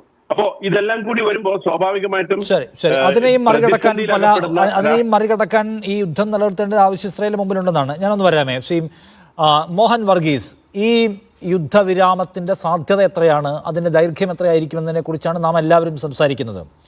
ഇസ്രായേലിന് സത്യത്തിൽ ഇത് അവസാനിപ്പിക്കാൻ താല്പര്യമുണ്ടോ? അമേരിക്ക നിർബന്ധിച്ചേക്കുകയാണോ? കാരണം അമേരിക്കയെ സംബന്ധിച്ച് അമേരിക്കയാണ് ഇതിനെല്ലാം സഹായം ചെയ്തു കൊടുക്കുന്നതെന്ന് മറ്റുള്ള വലിയ വിമർശനവും അല്ലെങ്കിൽ എതിർപ്പും അമേരിക്ക നേരിടേണ്ടി വരുന്നു. അമേരിക്കയ്ക്ക് ഇസ്രായേലിനെ മാത്രം കൂടെ നിർത്തിയാൽ പോരാ, യൂറോപ്പിലെ മറ്റനവധി രാജ്യങ്ങളെ ഒപ്പം നിർത്തേണ്ടതുണ്ട്. അവിടെയെല്ലാം വലിയ ജനകീയ പ്രതിഷേധങ്ങൾ നടക്കുകയും അവിടെയുള്ള രാജ്യങ്ങൾ ഫലസ്തീൻ സ്റ്റേറ്റിനെ അംഗീകരിക്കുന്ന നയപരമായ നിലപാട് സ്വീകരിക്കുക പോലും ചെയ്യുന്നു. അപ്പോൾ അമേരിക്ക ഇസ്രായേലിനെ കൂടെ നിർത്തുമ്പോൾ അമേരിക്കയുടെ ഒരു നയപരിപാടിയുമായി ചേർന്ന് പോകുന്ന മറ്റു പല രാജ്യങ്ങളും ഇളകി ചിന്തിക്കുകയോ വഴുതി മാറുകയോ ചെയ്യുകയാണ്. സോ അമേരിക്കയ്ക്ക് ഇപ്പോൾ ഒരു വെടിനിർത്തൽ അനിവാര്യമാണ് ഈ ഒറ്റപ്പെടൽ അവസാനിപ്പിക്കാൻ. അപ്പോൾ അത് പക്ഷേ നേരത്തെ ശ്രീ താജ് ചൂണ്ടിക്കാണിച്ചതുപോലെ ഇസ്രായേൽ അഡ്മിനിസ്ട്രേഷൻ, പ്രത്യേകിച്ച് നെതന്യാഹു, അദ്ദേഹം ആഗ്രഹിക്കുന്നില്ല ഒരു വെടിനിർത്തൽ. കാരണം വെടിനിർത്തിയാൽ അദ്ദേഹത്തിന് പിന്നെ നേരിടാൻ പോകുന്നത് വലിയ വിചാരണയും ഒരു പക്ഷേ ജയിൽ പോലും, അധികാര നഷ്ടം പോലുള്ള കാര്യങ്ങളാണ്. സോ ഈ സങ്കീർണ സാഹചര്യത്തെ എങ്ങനെയായിരിക്കും മറികടക്കാൻ പോകുന്നത് ഈ എപ്പിസോഡിൽ നിന്നാണ്? ശ്രീ നിഷാദ്, ഇതിനുള്ള ഉത്തരം കണ്ടെത്തണമെങ്കിൽ ഒരു ഡെമോക്രാറ്റിക് പോളിറ്റി എങ്ങനെയാണ് പ്രവർത്തിക്കുന്നത് എന്നതിനെക്കുറിച്ചൊരു ധാരണയുണ്ടാകണം. ഇവിടെ പറയുന്ന രണ്ട് രാജ്യങ്ങൾ, അമേരിക്കയും ഇസ്രായേലും, തത്വത്തിൽ ഡെമോക്രാറ്റിക് വ്യവസ്ഥകളാണ്, ജനാധിപത്യ വ്യവസ്ഥകളാണ്. അവിടെ ഒരുപാട് കമ്പൽഷൻസ് ഉണ്ട്. ഒരു രാജ്യത്തിൻ്റെ താല്പര്യം റെപ്രസെൻ്റ് ചെയ്യപ്പെടുന്നത് ഭരണകൂടത്തിലൂടെ റെപ്രസെൻ്റ് ചെയ്യപ്പെടുമ്പോൾ ഒരുപാട് അടിസ്ഥാനപരമായ കാര്യങ്ങൾ അവരുടെ മനസ്സിലുണ്ടാകണം. ഇത് ഡീപ് സ്റ്റേറ്റ് ഇൻട്രസ്റ്റ് അതിൽ അന്തർലീനമാണ്. അമേരിക്കയുടെയും ഡീപ് സ്റ്റേറ്റ് ഇൻട്രസ്റ്റ് ഉണ്ടാവും, അതുപോലെ ഇസ്രായേലിൻ്റെയും ഡീപ് സ്റ്റേറ്റ് ഇൻട്രസ്റ്റ് ഉണ്ടാകും. അതുപരിയായി തെരുവിൽ കാണുന്ന ചില നീക്കങ്ങൾ, പ്രക്ഷോഭങ്ങൾ, അന്താരാഷ്ട്ര സമൂഹത്തിൻ്റെ നീക്കങ്ങൾ, ഇതെല്ലാം തന്നെ കണക്കിലെടുക്കാൻ ഒരു ഡെമോക്രാറ്റിക് പോളിറ്റി ബാധ്യസ്ഥരാണ്. അല്ല എങ്കിൽ അവർക്ക് സ്റ്റേറ്റ്സ്മെൻഷിപ്പില്ല, അതിൻ്റെ നേതൃത്വത്തിന് സ്റ്റേറ്റ്സ്മെൻഷിപ്പില്ല എന്ന് മനസ്സിലാകും. ഇവിടെ നോക്കൂ, ലോക യാഥാർത്ഥ്യങ്ങൾക്ക് നേരെ കണ്ണടയ്ക്കാനാവില്ല എന്ന് അമേരിക്കയ്ക്കും ഇസ്രായേലിനും മനസ്സിലായ ഒരു സാഹചര്യത്തിലാണ് വളരെ മീനിങ് ഒരു പീസ് പ്രപ്പോസലിലേക്ക് വന്നത്. ഡീൽ എന്ന് പറയാറായിട്ടില്ല, ഒരു പീസ് പ്രപ്പോസൽ, 20 പീസ് പ്രപ്പോസൽ എന്ന് പറയുന്നത്. ഈ പീസ് പ്രപ്പോസൽ അമേരിക്ക കൊണ്ടുവന്നതാണ്. യഥാർത്ഥ ഉദ്ദേശം എന്താണെന്ന് ആർക്കും മനസ്സിലാകും. യഥാർത്ഥത്തിൽ ഒരു പരിധിയിൽ കൂടുതൽ ലക്ഷ്മണരേഖ ലംഘിച്ചുകൊണ്ട് ഇസ്രായേൽ പോകുന്നത് ഇസ്രായേലിന് തന്നെ ആപത്താണ്. അത് ആത്യന്തികമായ അമേരിക്കൻ താല്പര്യങ്ങൾക്ക്, ജൂത ലോബിയുടെ താല്പര്യങ്ങൾക്ക് ഉൾപ്പെടെ അത് വിഘാതമാകുമെന്ന തിരിച്ചറിവിൽ നിന്നുകൊണ്ടാണ് 20 ഇന പദ്ധതി അല്ലെങ്കിൽ പീസ് പ്രപ്പോസൽ ട്രംപ് കൊണ്ടുവന്നത്. ഈ 20 പ്രപ്പോസൽസിൽ ടാഞ്ചിബിളായ, കൗണ്ടബിളായ, ഒബ്ജക്റ്റീവായ ചില കാര്യങ്ങളുണ്ട്. അതേപോലെ തന്നെ ഇതിനകത്ത് സബ്ജക്റ്റീവ് കാര്യങ്ങളുണ്ട്. ക്വാണ്ടിഫയബിൾ ആൻഡ് ഒബ്ജക്റ്റീവ് പാരാമീറ്റേഴ്സ് ഇതിനകത്തുണ്ട്. ആ ഒബ്ജക്റ്റീവ് പാരാമീറ്റേഴ്സിൽ മാത്രമാണ് ആദ്യ റൗണ്ട് ചർച്ച നടന്നത് എന്നോർക്കണം. ആ ആദ്യ റൗണ്ട് ചർച്ചയെ തന്നെ നമ്മൾ വിളിക്കുന്നത് വെടിനിർത്തൽ ചർച്ച. ഇപ്പോൾ 4 ദിവസമായി തുടർന്നു വന്നതും ഇന്ന് രാവിലെ എത്തിച്ചേർന്നതുമായ ആദ്യ ധാരണ അത് ഇസ്രായേൽ പ്രതിനിധികളും എന്ന് പറയുമ്പോൾ അത് കൃത്യമായ പ്രതിനിധികൾ തന്നെയാണ്. അതിനകത്ത് IDF-ന്റെ റെപ്രസെൻറ്റേഷൻ ഉണ്ട്, ഇസ്രായേലിൻ്റെ ആഭ്യന്തര സുരക്ഷാ ഏജൻസിയായ ഷിൻബിറ്റിൻ്റെ റെപ്രസെൻറ്റേഷൻ ഉണ്ട്. അവരുടെ തന്ത്രപരമായ അതൊരു സ്ട്രാറ്റജിക് മിനിസ്റ്റർ തന്നെ അതിന് പങ്കാളിയായി മാറുന്നു. അപ്പോൾ ഇസ്രായേലിൻ്റെ റിയൽ പൊളിറ്റിക്കോ കൾച്ചറൽ എസ്റ്റാബ്ലിഷ്മെൻറ്റിൻ്റെ പ്രതിനിധികൾ ആ ചർച്ചയിൽ പങ്കെടുത്തിരിക്കുന്നു. മറുവശത്ത് ഹമാസിന് വേണ്ടി അൽ ഹയ്യ ഉൾപ്പെടെയുള്ള ആളുകൾ, അത് ഖലീൽ അൽ ഹയ്യ, അദ്ദേഹത്തെയാണല്ലോ ഇസ്രായേൽ ടാർഗറ്റ് ചെയ്തത്. ഈ ഖത്തറിൽ വെച്ച്, ദോഹയിൽ വെച്ച് വധിക്കാൻ ആ ഒരു ടാർഗറ്റ് ചെയ്ത ആൾ തന്നെയുണ്ട്. അതോടൊപ്പം തന്നെ മറ്റ് 4 പേരും പങ്കെടുക്കുന്നു. അപ്പോൾ അവിടെയും കറക്റ്റായ ചിന്തകളിൽ തന്നെയാണ്. 2 ഭാഗത്തും the battle lines are drawn very well. അപ്പോൾ ഇത് ഒബ്ജക്റ്റീവ് പാരാമീറ്റേഴ്സായ വെടിനിർത്തൽ അത് കൃത്യമായ ഒരു സമയത്ത് വരേണ്ടതാണ്. കൃത്യമായി പറഞ്ഞാൽ എനിക്ക് തോന്നുന്നത് ഇന്ന് ഉച്ചയ്ക്ക്, ഇന്ത്യൻ സമയം ഉച്ചയ്ക്ക് 2:30 മണിയോട് അനുബന്ധിച്ച് വെടിനിർത്തൽ ഉണ്ടാവുകയും ഇസ്രായേലി മന്ത്രിസഭ ഇപ്പോൾ നമ്മൾ സംസാരിക്കുന്ന ഈ സമയത്ത് 7:30 മുതൽ, ഇന്ത്യൻ സമയം 7:30 എന്നാണ് ഞാൻ മനസ്സിലാക്കുന്നത്, 7:30 മുതൽ തുടരുന്ന ഇസ്രായേലി മന്ത്രിസഭയുടെ ഒരു തീരുമാനം കൂടി വന്നു കഴിഞ്ഞെങ്കിൽ മാത്രമേ ഈ പ്രപ്പോസൽ എൻഡോഴ്സ് ചെയ്യപ്പെടൂ. അത് ആദ്യ ഘട്ടം വെടിനിർത്തൽ. ആ വെടിനിർത്തൽ ഉണ്ടായിക്കഴിഞ്ഞാൽ പിന്നെ അത് സ്റ്റോപ്പേജ് ആണ്. ആ വെടിനിർത്തൽ അത് മുന്നോട്ട് പോകണമെങ്കിൽ 3 ദിവസത്തെ സമയം, 24 മണിക്കൂർ നീണ്ടു നിൽക്കുന്ന വെടിനിർത്തലും 3 ദിവസം, അതായത് 72 മണിക്കൂർ. ഈ 72 മണിക്കൂറിനുള്ളിൽ ബന്ദി കൈമാറ്റം നടക്കണം. അത് വളരെ ഒബ്ജക്റ്റീവ് പാരാമീറ്ററാണ്. അതിനകത്ത് ഒരു സബ്ജക്റ്റിവിറ്റിയും ഇല്ല. കൃത്യമായ എണ്ണം ബന്ദികളുണ്ട്. ജീവനോടെയുള്ള 20 പേർ. ഈ മൃതശരീരങ്ങൾ, മറ്റ് ആളുകളുടെ 28ഓളം പേരുടെ മൃതശരീരങ്ങൾ ഉണ്ടാകാം. അത് ഇൻടാക്റ്റായി ലഭിക്കുന്നവ അത് കൈമാറ്റം ചെയ്യപ്പെടും. അതിൻ്റെ മോഡാലിറ്റീസ് വർക്കൗട്ട് ചെയ്യുന്ന സമയമാണ് ഈ 72 മണിക്കൂർ സമയം. അത് വളരെ ഒബ്ജക്റ്റീവ് പാരാമീറ്ററാണ്. അതേക്കുറിച്ച് തത്വത്തിൽ ധാരണയായി. ഇപ്പോൾ ഇസ്രായേലിൻ്റെ മന്ത്രിസഭ ചർച്ച ചെയ്യുമ്പോൾ വിരുദ്ധ അഭിപ്രായം ഉറപ്പായി ഉണ്ടാകും. മന്ത്രിസഭ, ഒരു ഡെമോക്രാറ്റിക് കൺട്രിയുടെ മന്ത്രിസഭ എന്ന് പറയുമ്പോൾ മന്ത്രിസഭ ഒരു കളക്റ്റീവ് റെസ്പോൺസിബിലിറ്റിയുടെ അടിസ്ഥാനത്തിലാണ് പ്രവർത്തിക്കുന്നത്. വിരുദ്ധമായ അഭിപ്രായം ഇറ്റാമിർ ബെൻഗ്വിർ തീർച്ചയായും സുരക്ഷാ മന്ത്രിയാണ്. അദ്ദേഹത്തിൻ്റെ പാർട്ടിക്ക് വിരുദ്ധമായൊരു നിലപാടുണ്ട്. അപ്പോൾ ഹമാസിന് അഡ്വാൻറ്റേജ് ലഭിക്കുന്ന, ഹമാസിനെ എക്സിസ്റ്റ് ചെയ്യാൻ അനുവദിക്കുന്ന, ഹമാസിന് വീണ്ടും ഒരു അംഗത്തിന് ബാല്യം നൽകുന്ന രീതിയിലൊരു കരാറാണ് ആത്യന്തികമായി എത്തിച്ചേരുന്നതെങ്കിൽ മന്ത്രിസഭയിൽ നിന്ന് തന്നെ വോക്കൗട്ട് ചെയ്യാൻ ഒരുപക്ഷെ ഇറ്റാമിർ ബെൻഗ്വിർ അദ്ദേഹത്തിൻ്റെ പാർട്ടിയും മടിക്കില്ല. 13ഓളം MP-മാരുണ്ട് നെസത്തിൽ എന്നോർക്കണം അദ്ദേഹത്തിൻ്റെ പാർട്ടിക്കും. അതുപോലെ സ്മോട്രിച്ചിൻ്റെ പാർട്ടി, അതും ചെറിയൊരു പാർട്ടിയാണ്. തീവ്ര റാഡിക്കൽ വലതുപക്ഷ ചിന്താഗതിയുള്ള സയനിസ്റ്റ് പാർട്ടികളാണ്. ഈ പാർട്ടികളുടെ പിന്തുണ ഇല്ലാതെ ബെഞ്ചമിൻ നെതന്യാഹുവിൻ്റെ ഭരണകൂടത്തിന് മുന്നോട്ട് പോകാനാവില്ല എന്നതാണ് ജനാധിപത്യ യാഥാർത്ഥ്യം, ഇസ്രായേലിലെ ഡെമോക്രാറ്റിക് റിയാലിറ്റി. പക്ഷേ ഈ കാര്യത്തിൽ വിരുദ്ധമായ അഭിപ്രായം, അത് പാർട്ടിയുടെ താല്പര്യമായിരിക്കാം, വിരുദ്ധമായ അഭിപ്രായം പ്രകടിപ്പിക്കുകയും ഒരു പ്രോപ്പർ ഡെമോക്രാറ്റിക് ഓർഡറിൽ ഒരു പ്രധാനമന്ത്രിയുടെ തീരുമാനം ആത്യന്തികമായി അംഗീകരിക്കും. അല്ലെങ്കിൽ അവർ മന്ത്രിമാരല്ല, അവർ മന്ത്രിസഭയിൽ നിന്ന് പുറത്തു പോകേണ്ടി വരും. ഈ ഘട്ടത്തിൽ ഈ പാർട്ടികൾ പിന്തുണ പിൻവലിക്കും എന്ന് കരുതാനാവില്ല. അപ്പോൾ ഇന്നത്തെ ദിവസം ഒരുപക്ഷെ ഈ കരാർ വെടിനിർത്തൽ സംഭവിക്കും, ബന്ദി കൈമാറ്റം സംഭവിക്കും. നോക്കൂ, നേരത്തെ ഇവിടെ തുറുപ്പ് കാർഡ് എന്നൊരു പദം ഇവിടെ ഉപയോഗിച്ചിരിക്കുന്നത് ആചാര്യമാണ് ഉപയോഗിച്ചെന്ന് തോന്നുന്നു. ഈ ആകെയുള്ള ട്രംപ് കാർഡ് എന്ന് പറയുന്നത്, ഹമാസിൻ്റെ കൈവശമുള്ള ട്രംപ് കാർഡ് എന്ന് പറയുന്നത് 20 ബന്ദികൾ മാത്രം, ജീവനോടെയുള്ള 20 ബന്ദികൾ മാത്രമാണ്. അവരെ വിട്ട് കഴിഞ്ഞാൽ പിന്നീട് എന്താണ് ഇസ്രായേൽ ചെയ്യാൻ പോകുന്നത്? കടുത്ത വിലപേശൽ ഉണ്ടാകാനുള്ള എല്ലാ സാധ്യതയുമുണ്ട്. 2ാം ഘട്ട ചർച്ച, അത് വെടിനിർത്തൽ ചർച്ചയാൽ വെടിനിർത്തൽ സാധ്യമായി, ബന്ദികൾ പരസ്പരം കൈമാറ്റം ചെയ്യപ്പെട്ടു. ആദ്യം ഉണ്ടാകാൻ സാധ്യതയുള്ള 1ാം ഘട്ടത്തിൻ്റെ ഇംപ്ലിമെൻറ്റേഷനിൽ അടുത്ത 3 ദിവസത്തിനുള്ളിൽ ഉണ്ടാകാൻ സാധ്യതയുള്ള ഏക വിഷയം എന്ന് പറയുന്നത് ഇസ്രായേലിൻ്റെ ഭാഗത്ത് നിന്ന് ഹമാസിൻ്റെ, അതായത് ഗാസയിലേക്ക് കൊടുക്കേണ്ട തടവുകാരുടെ സംഖ്യയെക്കുറിച്ച് ഏതാണ്ടൊരു ധാരണയുണ്ട്. ഏതാണ്ട് 1600ഓളം പേർ. അത് ആരായിരിക്കണം? ഹമാസ് കൊടുത്ത ലിസ്റ്റ് അതുപോലെ അംഗീകരിക്കപ്പെടുമോ? ഇസ്രായേലിന് വിട്ടുകൊടുക്കാൻ ആവാത്ത ചിലരെങ്കിലുമുണ്ട്. ആ വിഷയത്തിൽ തലയെണ്ണുമ്പോൾ ആ എണ്ണം ശരിയായിരിക്കാം, പക്ഷേ അത് ഇന്നാരൊക്കെ ആയിരിക്കണം എന്നതിനെക്കുറിച്ച് ആത്യന്തികമായ ധാരണയ്ക്ക് വേണ്ടി ഒരു കൺഫ്യൂഷൻ ഉണ്ടായേക്കാം. അവിടെയും കടുത്ത വിലപേശലുണ്ടാകാം.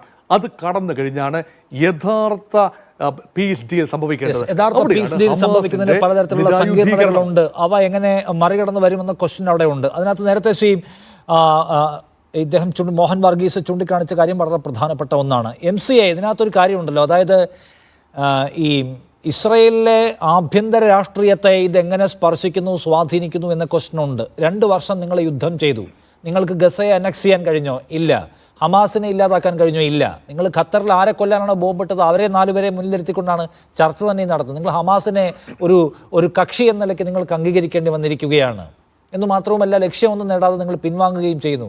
എന്തിനായിരുന്നു ഇത് എന്ന ചോദ്യത്തെ ബന്ദികളെ മോചിപ്പിക്കാൻ കഴിഞ്ഞു? ഇല്ല. അവർ വിട്ടുതരുമ്പോഴാണ് കിട്ടിയത്. സോ ഇസ്രയേലിൻ്റെ ആഭ്യന്തര രാഷ്ട്രീയത്തിനകത്ത് വലിയ ഇളക്കമുണ്ടാക്കാൻ സാധ്യതയുള്ളതെന്ന ഒരു പ്രത്യേകത ഈ ഡീലിനുണ്ടോ MCA? നിഷാദ്, തീർച്ചയായിട്ടും. കാരണം ഇന്നിപ്പോൾ ആയിരങ്ങളാണ് തെലവീവിലും ജെറൂസലമിലും ഹൈഫയിലുമൊക്കെ തെരുവിലിറങ്ങിയതും അവർ ഉയർത്തുന്ന മുദ്രാവാക്യങ്ങൾ അല്ലെങ്കിൽ അവർ നൽകുന്ന അഭിനന്ദനങ്ങൾ പൂർണ്ണമായിട്ടും ട്രംപിനാണ് എന്നതാണ്. നെതന്യാഹുവിന് വേണ്ടി ആരും തന്നെ ഒരു അനുകൂലമായിട്ട് പ്രതികരിക്കുന്ന ഒരു സാഹചര്യം ഈ തെരുവുകളിലൊന്നും നമ്മൾ കാണുന്നില്ല. അതിൻ്റെ അർത്ഥം എന്നത് ആഭ്യന്തര രാഷ്ട്രീയത്തിൽ ട്രംപിന് വലിയ ഒരു ജനപ്രീതി കിട്ടുന്നു, പ്രതിപക്ഷത്തിന്. കാരണം ഈ ബന്ദികളുടെ ബന്ധുക്കൾക്കൊപ്പം പിന്നിട്ട മാസങ്ങളിലൊക്കെ ഏറ്റവും ശക്തമായിട്ടുള്ള പ്രക്ഷോഭ ത്തിന്റെ ഭാഗമായി നിലയുറപ്പിച്ചിരുന്നത് യായർ ലാപ്പിഡ് ഉൾപ്പെടെയുള്ള പ്രതിപക്ഷ നേതൃത്വമാണ്. അവർ നെതന്യാഹുവിനെതിരെ നെതന്യാഹു ആണ് ഓരോ ഘട്ടത്തിലും ഈ ഒരു വെടിനിർത്തൽ കരാറിനെ ലംഘിച്ചതും അട്ടിമറിച്ചതും എന്ന് കൃത്യമായി തന്നെ അവർ കുറ്റപ്പെടുത്തുന്നുണ്ടായിരുന്നു. അതുകൊണ്ട് തന്നെ ഇന്ന് ഈ ഒരു സമാധാനത്തിന്റെ പുലരിയിലേക്ക് കാര്യങ്ങൾ നീങ്ങുന്ന ഒരു ഘട്ടത്തിൽ പോലും ഒരിക്കലും നെതന്യാഹുവിന് അനുകൂലമായിട്ടുള്ള ഒരു വികാരം ഈ തെരുവുകളിലോ ഇസ്രായേലി പൊതുമനസ്സിലോ നമ്മൾ കാണുന്നില്ല. തീവ്ര വലതുപക്ഷ വിഭാഗം തീർച്ചയായിട്ടും നെതന്യാഹുവിൻ്റെ നിലപാടിനൊപ്പം തന്നെ ആയിരുന്നു നിലയുറപ്പിച്ചത്. എന്നിട്ട് പോലും ഇപ്പോൾ ഈ ഒരു കരാർ എന്നത് ഹമാസിനുള്ള പൂർണ്ണമായിട്ടുള്ള ഒരു അടിയറവാണ്. കാരണം വളരെ കൃത്യമായിട്ടുള്ള നിർണിത ലക്ഷ്യങ്ങൾ ഈ ഒരു ആക്രമണം ആരംഭിക്കുമ്പോൾ ഇസ്രായേൽ നേതൃത്വം ഏറ്റവും അവസാനവും അവരത് തന്നെ ആവർത്തിച്ചു കൊണ്ടിരുന്നു. ഒന്ന്, ബന്ദികളെ സൈനികമായി തന്നെ രക്ഷപ്പെടുത്തി കൊണ്ടുവരിക, അത് നടന്നിട്ടില്ല. രണ്ടാമതൊന്ന് പൂർണ്ണമായിട്ടും ഹമാസിനെ നിരായുധീകരിക്കുക, അതും നടന്നിട്ടില്ല. അപ്പോൾ പ്രധാനപ്പെട്ട ഒരു ലക്ഷ്യവും നിറവേറാതെയാണ് ഈ ഒരു വെടിനിർത്തലിലേക്ക് പോകേണ്ടി വരുന്നത്. അത് ഇത്രയും കാലം നീട്ടിക്കൊണ്ടുപോയതിൻ്റെ പൂർണ്ണ ഉത്തരവാദി നെതന്യാഹുവാണ്. എല്ലായിരുന്നുവെങ്കിൽ ഇതിനു മുമ്പ് തന്നെ ഇത്തരമൊരു കരാർ കഴിഞ്ഞ ജനുവരിയിൽ തന്നെ ഇത്തരമൊരു കരാർ മുന്നോട്ട് വെച്ചിരുന്നു. ഹമാസ് ബന്ദികളെ വിട്ടയക്കാൻ തയ്യാറായിരുന്നു. പക്ഷേ ആ ഘട്ടങ്ങളിലൊക്കെയും പല ഉടക്കുവാദങ്ങൾ ഉന്നയിച്ചുകൊണ്ട് ഈ നിരപരാധികളുടെ കൊലപ്പെടുത്താനുള്ള നീക്കം നടന്നു. അതിന് വലിയ വില ഇസ്രായേൽ നൽകിക്കൊണ്ടിരിക്കുകയാണ്, ആഭ്യന്തര തലത്തിലും അന്തർദേശീയ തലത്തിലും. അത് കേവലമായിട്ടുള്ള സാമ്പത്തിക രംഗത്തുള്ള തിരിച്ചടികൾ മാത്രമല്ല. ഇന്നലെ ഇപ്പോൾ നോക്കുക, സ്പാനിഷ് പാർലമെന്റ് ഇന്നലെ ചേർന്ന് ഇസ്രായേലുമായിട്ടുള്ള എല്ലാ ആയുധ കയറ്റുമതികളും റദ്ദാക്കുന്ന ഒരു ബില്ല് അവർ പാസ്സാക്കിയിരിക്കുകയാണ്. അതോടൊപ്പം തന്നെ ഇറ്റലിക്കെതിരെ പോലും ICCയിൽ ഇപ്പോൾ പരാതി വന്നിരിക്കുകയാണ്, ഈ വംശഹത്യയിൽ ഇറ്റലിക്കും പങ്കുണ്ടെന്ന്. അപ്പോൾ ലോകത്തിന്റെ മുമ്പിൽ പൂർണ്ണമായിട്ടും ഒറ്റപ്പെട്ട, ആഭ്യന്തരമായിട്ട് ഏറ്റവും കൂടുതൽ ഒറ്റപ്പെട്ട ഒരവസ്ഥയിലേക്ക് നെതന്യാഹു ഭരണകൂടം മാറി എന്നതാണ് ഈ ഒരു വെടിനിർത്തലിന്റെ ഒരു ഘട്ടത്തിലുള്ള ഏറ്റവും വലിയ രാഷ്ട്രീയമായിട്ടുള്ള ഒരു ഘടകം. അതോടൊപ്പം തന്നെ ഇപ്പോൾ അമേരിക്ക നൽകുന്ന ഒരു പിൻബലം അതും നഷ്ടപ്പെടുന്ന ഒരു സാഹചര്യത്തിലേക്ക് കാര്യങ്ങൾ നീങ്ങും എന്ന് ഉറപ്പായ ഒരു ഘട്ടത്തിലാണ് ഈ നിവൃത്തികേടിന്റെ ഭാഗമായിട്ട് ഈ ഒരു വെടിനിർത്തൽ കരാറിൽ നെതന്യാഹു ഇപ്പോൾ ഒപ്പുവെക്കാൻ തീരുമാനിച്ചിരിക്കുന്നത്. ഈ മന്ത്രിസഭാ യോഗം എന്തായാലും അനുകൂലമായിട്ടുള്ള തീരുമാനം കൈക്കൊള്ളുമെന്ന കാര്യം ഉറപ്പാണ്. കാരണം ഞായറാഴ്ച തന്നെ ട്രംപ് ഇസ്രായേലിൽ എത്തുന്നുണ്ട്.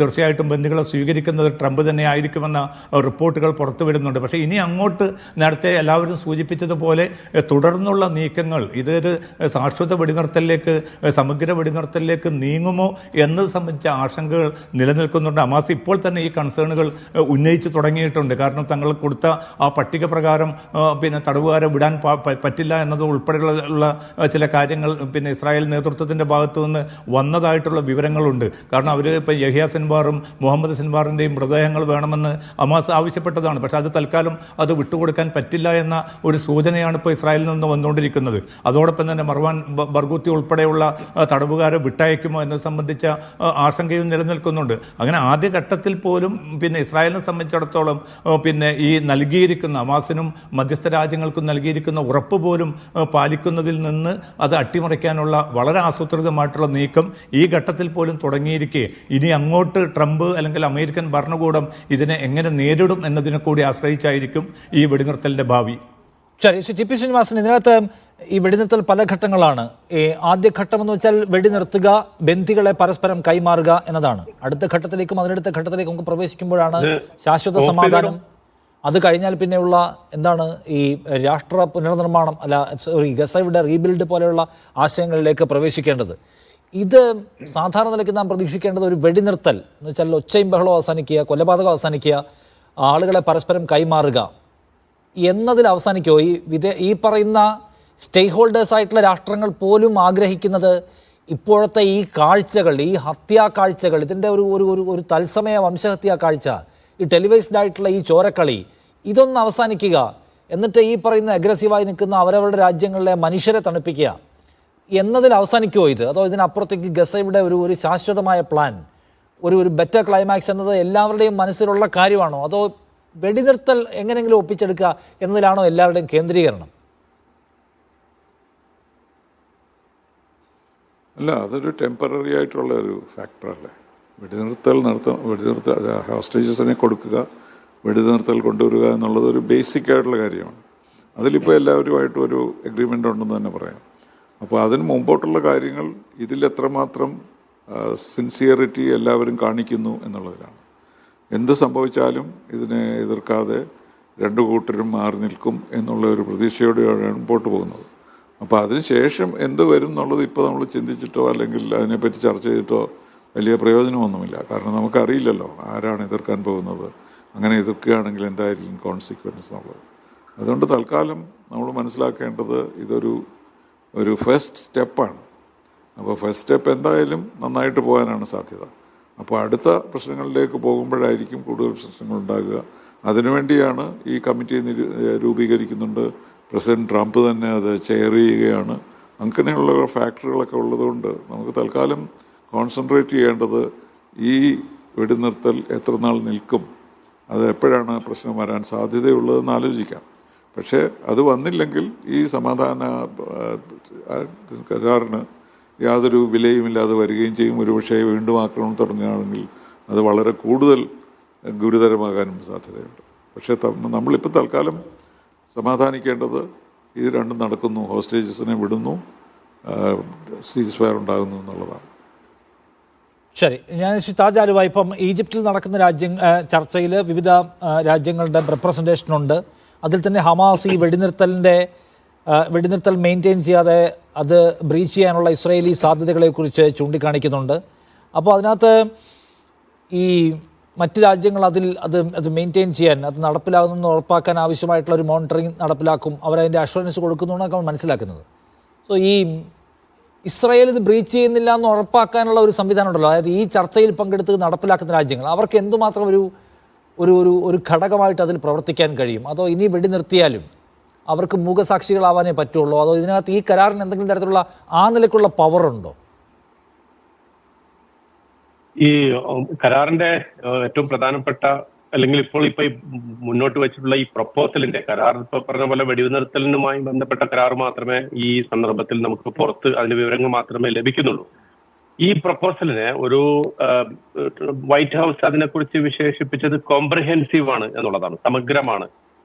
പക്ഷെ അത്ര സമഗ്രമല്ല എന്നത് ഡിബേറ്റബിൾ ആണ്. അതിനെക്കുറിച്ച് നമ്മൾ തൽക്കാലം ആ ചർച്ച മാറ്റിവെച്ചാൽ ഈ ആത്മാർത്ഥമായ പരിശ്രമത്തോടെയാണ്, ഇവിടെ നേരത്തെ കാണിക്കപ്പെട്ടതുപോലെ ആത്മാർത്ഥമായ പരിശ്രമമാണ് ഇരുഭാഗവും നടത്തുന്നതെങ്കിൽ ഇത് ഒരർത്ഥത്തിൽ ഒരു ശാശ്വതമായ സമാധാനം കൊണ്ടുവരും.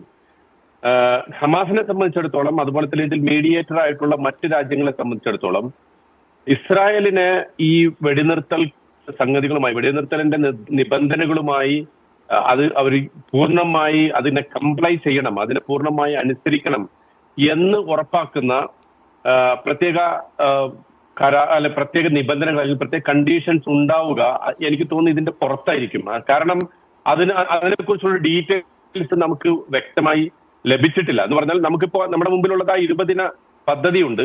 അതുപോലെ തന്നെ ഹോസ്റ്റേജസിനെ വിട്ടയക്കും, അതിന് പകരം ഇത്ര ഫലസ്തീനികളെ വിട്ടയക്കും, അവരുടെ ലിസ്റ്റ് ഉണ്ട്, ഏറെക്കുറെ ലിസ്റ്റിൽ ഇന്ന ചർച്ച നടക്കുന്നു എന്ന വിവരമുണ്ട്. പക്ഷെ ഇത് ഏതെങ്കിലും ഒരു പാർട്ടി ഇതിനെ ലംഘിക്കുകയാണെങ്കിൽ ആ ലംഘനത്തെ എങ്ങനെ വിലയിരുത്തും? ഇപ്പൊ ഉദാഹരണത്തിന് ഹമാസ് ഈ കരാറിനെ പാലിച്ചില്ല എന്നതാണെങ്കിൽ എങ്ങനെയാണ് ഹമാസ് വെടിനിർത്തൽ ലംഘിച്ചു? അതായത് ഇസ്രായേലി സൈന്യത്തിന് നേരെ ഇപ്പോഴും ഗസയിൽ നിന്ന് പിന്മാറാത്ത ഏതോ ചില പ്രത്യേക ലൈനുകൾ വരച്ചിട്ടുണ്ട്. ഒരു ബ്ലൂ ലൈൻ ഉണ്ട്, ഒരു റെഡ് ലൈൻ ഉണ്ട്, യെല്ലോ ലൈൻ ഉണ്ട്, ഇതൊക്കെ ഉണ്ട്. ഈ ലൈനുകളിലേക്ക് മാത്രം മാറി നിൽക്കുന്ന സാഹചര്യത്തിൽ ബന്ദി കൈമാറ്റം നടക്കുമ്പോൾ ഏതെങ്കിലും അർത്ഥത്തിലുള്ള കരാർ ലംഘനം ഹമാസിന്റെ ഭാഗത്തുനിന്നുണ്ടായോ? അത് ശരിയാണോ? ഈ ഒരു മെക്കാനിസത്തെ കുറിച്ചുള്ള വിവരങ്ങൾ നമുക്ക് ലഭ്യമല്ല. ഈ മെക്കാനിസം ആരാണ് ഉറപ്പാക്കുക എന്നുള്ള കാര്യങ്ങളാണ് വാസ്തവത്തിൽ ഇതിന് പുറത്ത് ഓഫ് ദ റെക്കോർഡ് അല്ലെങ്കിൽ മറ്റേ ഓഫ് റൂട്ടായിട്ട് നടക്കേണ്ടത്. അതിൽ എത്രമാത്രം ഈ പറഞ്ഞ മധ്യസ്ഥ രാജ്യങ്ങൾക്ക് പങ്കുവഹിക്കാൻ സാധിക്കും, അല്ലെങ്കിൽ അന്താരാഷ്ട്ര സമൂഹത്തിനൊക്കെ പങ്കുവഹിക്കാൻ സാധിക്കും എന്നത് നമുക്ക് ഊഹിക്കാൻ മാത്രമേ സാധിക്കുള്ളൂ. ഈ കരാറിന് അല്ലെങ്കിൽ ഇപ്പൊ എത്തി നിൽക്കുന്ന ഈ പ്രപ്പോസലിലേക്ക് ഏറ്റവും വലിയ ദൗർബല്യവും അത് തന്നെയാണ്. അതായത് ഒരു യുണൈറ്റഡ് നേഷൻ എന്ന് പറയുന്ന ഒരു സംവിധാനം നമുക്ക് ഇവിടെ ഉണ്ട്. നമ്മുടെ രണ്ടാം ലോക യുദ്ധത്തിന് ശേഷം ലോകരാജ്യങ്ങൾ തമ്മിലുള്ള യുദ്ധങ്ങളും പ്രതിസന്ധികളും സംഘർഷങ്ങളും ഒക്കെ ഇല്ലാതാക്കാൻ വേണ്ടി രൂപീകരിച്ച യുണൈറ്റഡ് നേഷൻ ഉണ്ട്. പക്ഷെ ഈ വിഷയത്തിൽ അവർ നോക്കൂത്തിയാണ്. അവർ കൊണ്ടുവന്ന പ്രമേയങ്ങൾ പോലും വീറ്റോ ചെയ്യപ്പെടുന്നു. ഒരു അപലപനം പോലും, ഇസ്രായേലിനെതിരെ ഒരു വിമർശനം പോലും ഉന്നയിക്കാൻ ഐക്യരാഷ്ട്രസഭയെ സമ്മതിക്കുന്നില്ല. ഐക്യരാഷ്ട്രസഭയുടെ ഏജൻസികൾക്ക് നേരെ ആക്രമണങ്ങൾ അഴിച്ചുവിടുന്നു, അവരെ ഡീഗ്രേഡ് ചെയ്യുന്നു, അവർക്ക് പകരം ഭക്ഷണ വിതരണത്തിനും മറ്റുമായിട്ട് മറ്റു പല സംഘങ്ങളെ ഏൽപ്പിക്കുന്നു. ആ സംഘങ്ങൾ ഒരു കൊലയാളി സംഘമായിട്ട് പ്രവർത്തിക്കുന്നു. അപ്പോ ഇത്തരം പീസ് ട്രീറ്റുകളുടെ ഏറ്റവും പ്രധാനപ്പെട്ട മധ്യസ്ഥ റോള് വഹിക്കേണ്ട, അതിന് രക്ഷാകർതൃത്വം വഹിക്കേണ്ട അന്താരാഷ്ട്ര സംവിധാനങ്ങൾ ഇവിടെ ഇല്ല എന്നുള്ളത് ഇതിന്റെ ഏറ്റവും വലിയ പരിമിതിയാണ്. ആ പരിമിതിയെ മറികടക്കുന്നത് ഒരു അമേരിക്കൻ പ്രസിഡന്റ്, തികച്ചും പലപ്പോഴും ഒക്കെ അതോറിറ്റേറിയനായിട്ട് പെരുമാറുന്ന ഒരു അമേരിക്കൻ പ്രസിഡന്റ്, തോന്നിയ പോലെ പെരുമാറുന്ന നെതന്യാഹു, ഇവർക്കിടയിൽ നിന്നിട്ടാണ് മറ്റു രാജ്യങ്ങൾ, തേർഡ് പാർട്ടീസ് ആയിട്ടുള്ള ദുർബല രാജ്യങ്ങൾ എന്ന് നമുക്ക് വിളിക്കാവുന്ന രാജ്യങ്ങൾ, മധ്യസ്ഥ രാജ്യങ്ങൾ, അവർക്ക് പ്രത്യേകിച്ച് ഒരു ലിവറേജ് ഇല്ല ഈ രാജ്യങ്ങളുടെ പുറത്ത്. ഇതിനെ എൻഫോഴ്സ് ചെയ്യാനോ അല്ലെങ്കിൽ ഇസ്രായേൽ ഇപ്പോൾ ഉദാഹരണത്തിന് വെടിനിർത്തൽ ലംഘിച്ചാൽ അതിന് ഇസ്രായേലിനെ പ്രേരിപ്പിക്കണമെന്ന് പറയാനോ പ്രത്യേകമായ ഒരു ലിവറേജ് ഇല്ലാത്ത രാജ്യങ്ങളാണ്. അപ്പോ സ്വാഭാവികമായിട്ടും ഇപ്പൊ നമ്മൾ കണ്ടുവരുന്ന ഈ ലോകത്തെ ഈ ആഗോള ക്രമത്തിന്റെ ഒരു US കേന്ദ്രീകൃതമായിട്ടുള്ള US ഹെഗ്യമണിയുടെ ഭാഗമായിട്ടുള്ള ഈ ആഗോള ക്രമത്തിന്റെ എല്ലാ നെഗറ്റീവ് സൈഡുകളും നെഗറ്റീവ് ഔട്ട്കമും നമ്മളിപ്പോ അനുഭവിക്കുന്നു, പ്രത്യേകിച്ച് ഇത്തരം വിഷയങ്ങളിൽ എന്ന് വേണം നമ്മൾ മനസ്സിലാക്കാൻ. അതുകൊണ്ട് തന്നെ ഇവിടെ ശരിക്ക് ഈ മറ്റു രാജ്യങ്ങൾ വേണ്ടത് യൂറോപ്യൻ യൂണിയൻ പോലുള്ള ബ്ലോക്കുകളുണ്ട്, അതുപോലെ തന്നെ ലാറ്റിൻ അമേരിക്കൻ രാജ്യങ്ങളും മറ്റ് വ്യത്യസ്തങ്ങളായിട്ടുള്ള ബ്രിക്സ് പോലുള്ള കൂട്ടായ്മകളുണ്ട്. ഇവരൊക്കെ ശരിക്കും ഈ സന്ദർഭത്തിൽ ഉണർന്ന് പ്രവർത്തിക്കേണ്ട ഒരു സംഗതിയും ഇതിന് തന്നെയാണ്. ലോകത്ത് സമാധാനം കൊണ്ടുവരൽ എല്ലാവരുടെയും ആവശ്യമാണെങ്കിൽ അവർ ഇത്തരം വിഷയങ്ങളിൽ അതിശക്തമായി ഇടപെട്ട് ഞങ്ങളുടെ പക്കലുള്ള ഇതിന്റെ അകത്തുള്ള ചീട്ടുകൾ, ഇപ്പൊ യൂറോപ്യൻ യൂണിയന് കാര്യമായി പങ്കുവയ്ക്കാൻ സാധിക്കും. പക്ഷെ യൂറോപ്യൻ യൂണിയൻ ആ അർത്ഥത്തിൽ നിഷ്ക്രിയമാണ്. ഫലസ്തീൻ രാഷ്ട്രത്തെ അംഗീകരിക്കുന്ന പ്രഖ്യാപനങ്ങൾ പല രാജ്യങ്ങളും നടത്തുന്നുണ്ട്. പക്ഷെ അതേ സന്ദർഭത്തിൽ ഫലസ്തീൻ രാഷ്ട്രത്തിലേക്കുള്ള ചുവടുവെപ്പുകൾ ഈ ഒരു പദ്ധതിയിൽ ഉണ്ടോ, അല്ലെങ്കിൽ അത്തരം സംഭാഷണങ്ങൾ ഇതിനെ തുടർന്ന് നടക്കുമോ, ഇതിനെക്കുറിച്ചൊന്നും ആർക്കും പ്രത്യേകിച്ച് അഭിപ്രായമില്ലാത്തൊരവസ്ഥയും കൂടി നമ്മൾ കാണുന്നത്. പക്ഷെ പൊതുജനങ്ങളുടെ സമ്മർദ്ദം ഈ രാജ്യങ്ങളിലൊക്കെയുള്ള പ്രത്യേകിച്ച് സിവിൽ ഓർഗനൈസേഷൻ, പൗരാവകാശ സംഘടനകള്, ഈ ഫ്രീഡം ഫ്ലോട്ടില്ലകൾ, സുമൂദ് ഫ്ലോട്ടില്ല പോലുള്ള സംഘടിപ്പിച്ച അത്തരം NGOകള്, അവരുടെ നിരന്തരമായ സമ്മർദ്ദം കാരണം ഈ ഗവൺമെന്റുകൾ ചിലതൊക്കെ പ്രവർത്തിക്കുന്നുണ്ട് എന്നത് ഒഴിച്ചു നിർത്തിയാൽ ഒരു ക്രിയാത്മകമായ ഇത്തരം പ്രത്യേകിച്ച് ആഗോള സമാധാനത്തിന് തന്നെ അല്ലെങ്കിൽ മനുഷ്യ സമൂഹം ഇതുവരെ നേരിട്ടില്ലാത്ത അത്ര ക്രൂരമായിട്ടുള്ള ഒരു വംശഹത്യക്ക് ഈ ലോകം സാക്ഷ്യം വഹിച്ചിട്ട് ആ വംശഹത്യയെ അവർക്ക് നിർത്താൻ, അത് വളരെ പ്രധാനപ്പെട്ട കാര്യമാണ്. അതായത് ഒരു ലോകക്രമത്തിനകത്ത് അതിനെ കൺട്രോൾ ചെയ്യുന്ന ഒരു അതോറിറ്റി ഉണ്ടാവുക പ്രധാനമാണ്. നേരത്തെ നമ്മൾ ഐക്യരാഷ്ട്രസഭ പോലുള്ള സംവിധാനങ്ങൾ ഉണ്ട് എന്ന് വിചാരിച്ചിരുന്നെങ്കിൽ കഴിഞ്ഞ 2 വർഷമായി ലോകത്തിന്റെ എക്സ്പീരിയൻസ് അങ്ങനെയൊന്നും ഇല്ല എന്നാണ്. അങ്ങനെ ഒരു ക്രമമില്ല, അങ്ങനെ ഒരു സംവിധാനമില്ല എന്ന നിരാശ, വലിയ തോതിലുള്ള എന്താ പറയുക വ്യവസ്ഥാഭംഗം നമ്മൾ അനുഭവിക്കുന്നുണ്ട്. അത് വസ്തുതയാണ്. മോഹൻ വർഗീസിന്റെ ഹമാസ് എന്ന് പറയുന്ന ഫാക്ടറിനെ ഇനി ഗസയിൽ അനുവദിക്കില്ല എന്ന താല്പര്യത്തെ മുൻനിർത്തിയാണല്ലോ ഇസ്രയേലും അമേരിക്കയും ഒരു പ്ലാൻ ഉണ്ടാക്കുകയും അതിലേക്ക് ഒക്കെ ചെയ്യുന്നത്. പക്ഷെ ഇപ്പോഴും സ്റ്റിൽ ഹമാസ് അവിടെ ഉണ്ട്. ഹമാസിനെ ആരെയാണോ കൊല്ലാൻ ഇവർ ആസൂത്രണം ചെയ്തത് ഖത്തറിൽ കൊണ്ടുപോയി അതിക്രിയ ബോംബുകൾ ഇട്ടത് അതേ ആളുകൾ വന്ന് ചർച്ചയിൽ പങ്കെടുക്കുകയും ചെയ്യുകയാണ്. സോ ഇതിൻ്റെ ഒരു മുന്നോട്ട് പോക്കിൽ ഹമാസ് ഫാക്ടർ എന്ന് പറയുന്നത് എത്ര വേഗത്തിൽ ഒഴിവാക്കാൻ കഴിയുന്ന ഒന്നാണ്. ഹമാസിനെ പൂർണ്ണമായും ഒഴിവാക്കി ഗസയിൽ ഒരു എക്സ്റ്റേണൽ ഫോഴ്സിൻ്റെ ഭരണം എന്നതൊക്കെ എന്തുമാത്രം വന്യമായ ആലോചനയായിരിക്കും എന്നാണ് തോന്നുന്നത്. ശ്രീ നിഷാദ്, ഹമാസിനെ എങ്ങനെയാണ് ഇതിൽ പൊസിഷൻ ചെയ്യേണ്ടത് എന്നതാണ് പ്രധാനപ്പെട്ട വിഷയം. ഇവിടെ നോക്കൂ, ഹമാസ് ഒരു ആശയം റെപ്രസെൻ്റ് ചെയ്യുകയാണ്. അതിന് ഹമാസ് ഉപയോഗിച്ച മാർഗം ഒരു പക്ഷേ പിന്നെ അത്ര ശാന്തമായ ഒരു മാർഗമല്ല. ഫോഴ്സ് ഉപയോഗിച്ചുകൊണ്ട് തന്നെ ഇസ്രായേൽ കടന്നു കയറി 1200 പേരെ വധിക്കുകയും ഏതാനും ബന്ദികളെ തട്ടിക്കൊണ്ട് പോവുകയൊക്കെ ചെയ്തു. അതൊരു സ്ട്രാറ്റജിക് മൂവാണ്. അതിൻ്റെ രീതിശാസ്ത്രവും അതിൻ്റെ നീതിശാസ്ത്രവും മാറ്റി നിർത്തി ഹമാസ് എന്ന ഒരു കാറ്റലിസ്റ്റ് അല്ലെങ്കിൽ ഒരു മൂവർ ആൻഡ് ഷെയ്ക്കർ, ആ ഷെയ്ക്കറിനെ നമ്മൾ അടുത്ത് മനസ്സിലാക്കി കഴിഞ്ഞാൽ യഥാർത്ഥത്തിൽ പലസ്തീനിയൻ കോസ് സജീവമായി നിലനിർത്താനുള്ള ഒരു ശ്രമത്തിൻ്റെ ഭാഗമായി എസ്റ്റാബ്ലിഷ്ഡ് സ്റ്റേറ്റ് പ്ലെയേഴ്സ് മാറി നിന്നെടുത്ത് ഒരു സെമി സ്റ്റേറ്റ് ആക്ടറായ അല്ലെങ്കിൽ നോൺ സ്റ്റേറ്റ് ആക്ടറായ ഹമാസ് മുന്നോട്ട് വന്നിരിക്കുന്നു. അതുകൊണ്ട് പാലസ്തീൻ കോസ് എന്നത് ആത്യന്തികമായി പരിഹരിക്കപ്പെടേണ്ട വിഷയം തന്നെയാണ്. 2 സ്റ്റേറ്റ് ഫോർമുല, അതായത് പലസ്തീനിയൻസിന് ഒരു സ്വതന്ത്ര പരമാധികാര രാജ്യം എന്ന നിലയിൽ ഭൂമുഖത്ത് നിലനിൽക്കാൻ അവകാശമുണ്ടാകണം. അതേപോലെ തന്നെ ജൂതരാഷ്ട്രത്തിനും ഒരു സ്വതന്ത്ര പരമാധികാര രാഷ്ട്രമായി പലസ്തീൻ രാഷ്ട്രത്തിൻ്റെയും അറബി ജനതയുടെയും അംഗീകാരത്തോടു കൂടി നിലനിൽക്കാൻ ഒരു സാഹചര്യം ഉണ്ടാകണം. അതാണ് give respect and take respect, live and let live എന്ന് പറയുന്ന ഒരു സംവിധാനമാണ്. അത് മാത്രമേ ശാശ്വതമായ പരിഹാരമുണ്ടാക്കൂ. എന്നാൽ ഇത് ഒരുതരം ബലപ്രയോഗത്തിലേക്ക് നീങ്ങുമ്പോൾ ആ പ്രദേശത്ത് അറബ് രാജ്യങ്ങൾ തീർച്ചയായും പാലസ്തീനിയൻ കോസിനോടൊപ്പമാണ്. ഇത് തത്വത്തിൽ പറയാമെങ്കിലും പൂച്ചക്കാരും മണികെട്ടും എന്ന വിഷയം വരുമ്പോൾ എല്ലാവരും മാറി നിൽക്കുന്ന ഒരവസ്ഥ. അവിടെയാണ് യഥാർത്ഥ മധ്യസ്ഥ ശ്രമത്തിൻ്റെ ആവശ്യകത. നോക്കൂ, ഇവിടെ ആരെങ്കിലും യഥാർത്ഥത്തിൽ നിഷ്പക്ഷതയുള്ള ഒരു മധ്യസ്ഥ ശ്രമം നടത്തുന്നുണ്ടോ? ഇല്ല എന്നാണ് എൻ്റെ ഉത്തരം. അമേരിക്കയ്ക്ക് ആ രീതിയിൽ നിഷ്പക്ഷത ക്ലെയിം ചെയ്യാനൊക്കില്ല. ജൂതരാഷ്ട്രത്തിൻ്റെ താല്പര്യങ്ങളെ ആത്യന്തികമായി സംരക്ഷിക്കുക എന്ന ഒരു ദൗത്യം അമേരിക്കയ്ക്കുണ്ട്. അമേരിക്കയുടെ പൊളിറ്റിക്കോ കൾച്ചറൽ ആൻഡ് സോഷ്യൽ DNA-യിൽ അന്തർലീനമാണ് ജൂതരാഷ്ട്രത്തോടുള്ള പ്രത്യേക മമത. അതങ്ങനെയാണ്, അതാണ് യാഥാർത്ഥ്യം. അത് ഡിഫാക്റ്റോ അങ്ങനെ തന്നെയാണ്. അതേസമയം ഖത്തറും സൗദിയും മറ്റ് അറബ് രാജ്യങ്ങളും ഉൾപ്പെടെയുള്ള ആ രാജ്യങ്ങളുടെ DNA-യിൽ തങ്ങളുടെ സ്വന്തം സഹോദരന്മാരായ പാലസ്തീനിയൻസിന് ഒരു രാജ്യമുണ്ടാക്കണം, ഈ രാജ്യത്തിന് വേണ്ടി തങ്ങൾക്കൊന്നും ചെയ്യാനാവുന്നില്ല എങ്കിൽ ഹമാസ് ആ ആശയം സജീവമായി നിലനിർത്തുന്നു. അപ്പോൾ ഇങ്ങനെ ഒരു പ്രശ്നം വരുമ്പോൾ ഹമാസിൻ്റെ ഇസ്രായേലി ആക്രമണം അല്ലെങ്കിൽ ഹമാസിനെതിരെ ഗാസയുടെ ജനങ്ങളെ ചുട്ടുകൊല്ലുന്ന ഇസ്രായേലിൻ്റെ ഹീനമായ ഈ നടപടി മുന്നോട്ട് പോകുമ്പോൾ യഥാർത്ഥത്തിൽ ലോക മനസാക്ഷി അവിടെ ഉണരുന്ന ഒരു കാഴ്ച കണ്ടു. ഈ ഒരു സാഹചര്യം ഈ അമേരിക്ക പോലെയുള്ള രാജ്യങ്ങളെ ഇരുത്തി ചിന്തിപ്പിച്ചു. ആത്യന്തികമായി ഒരു റെലവൻസ് ആണ് അമേരിക്ക ആഗ്രഹിക്കുന്നത്. ഒരു റെലവൻസ് ആണ്.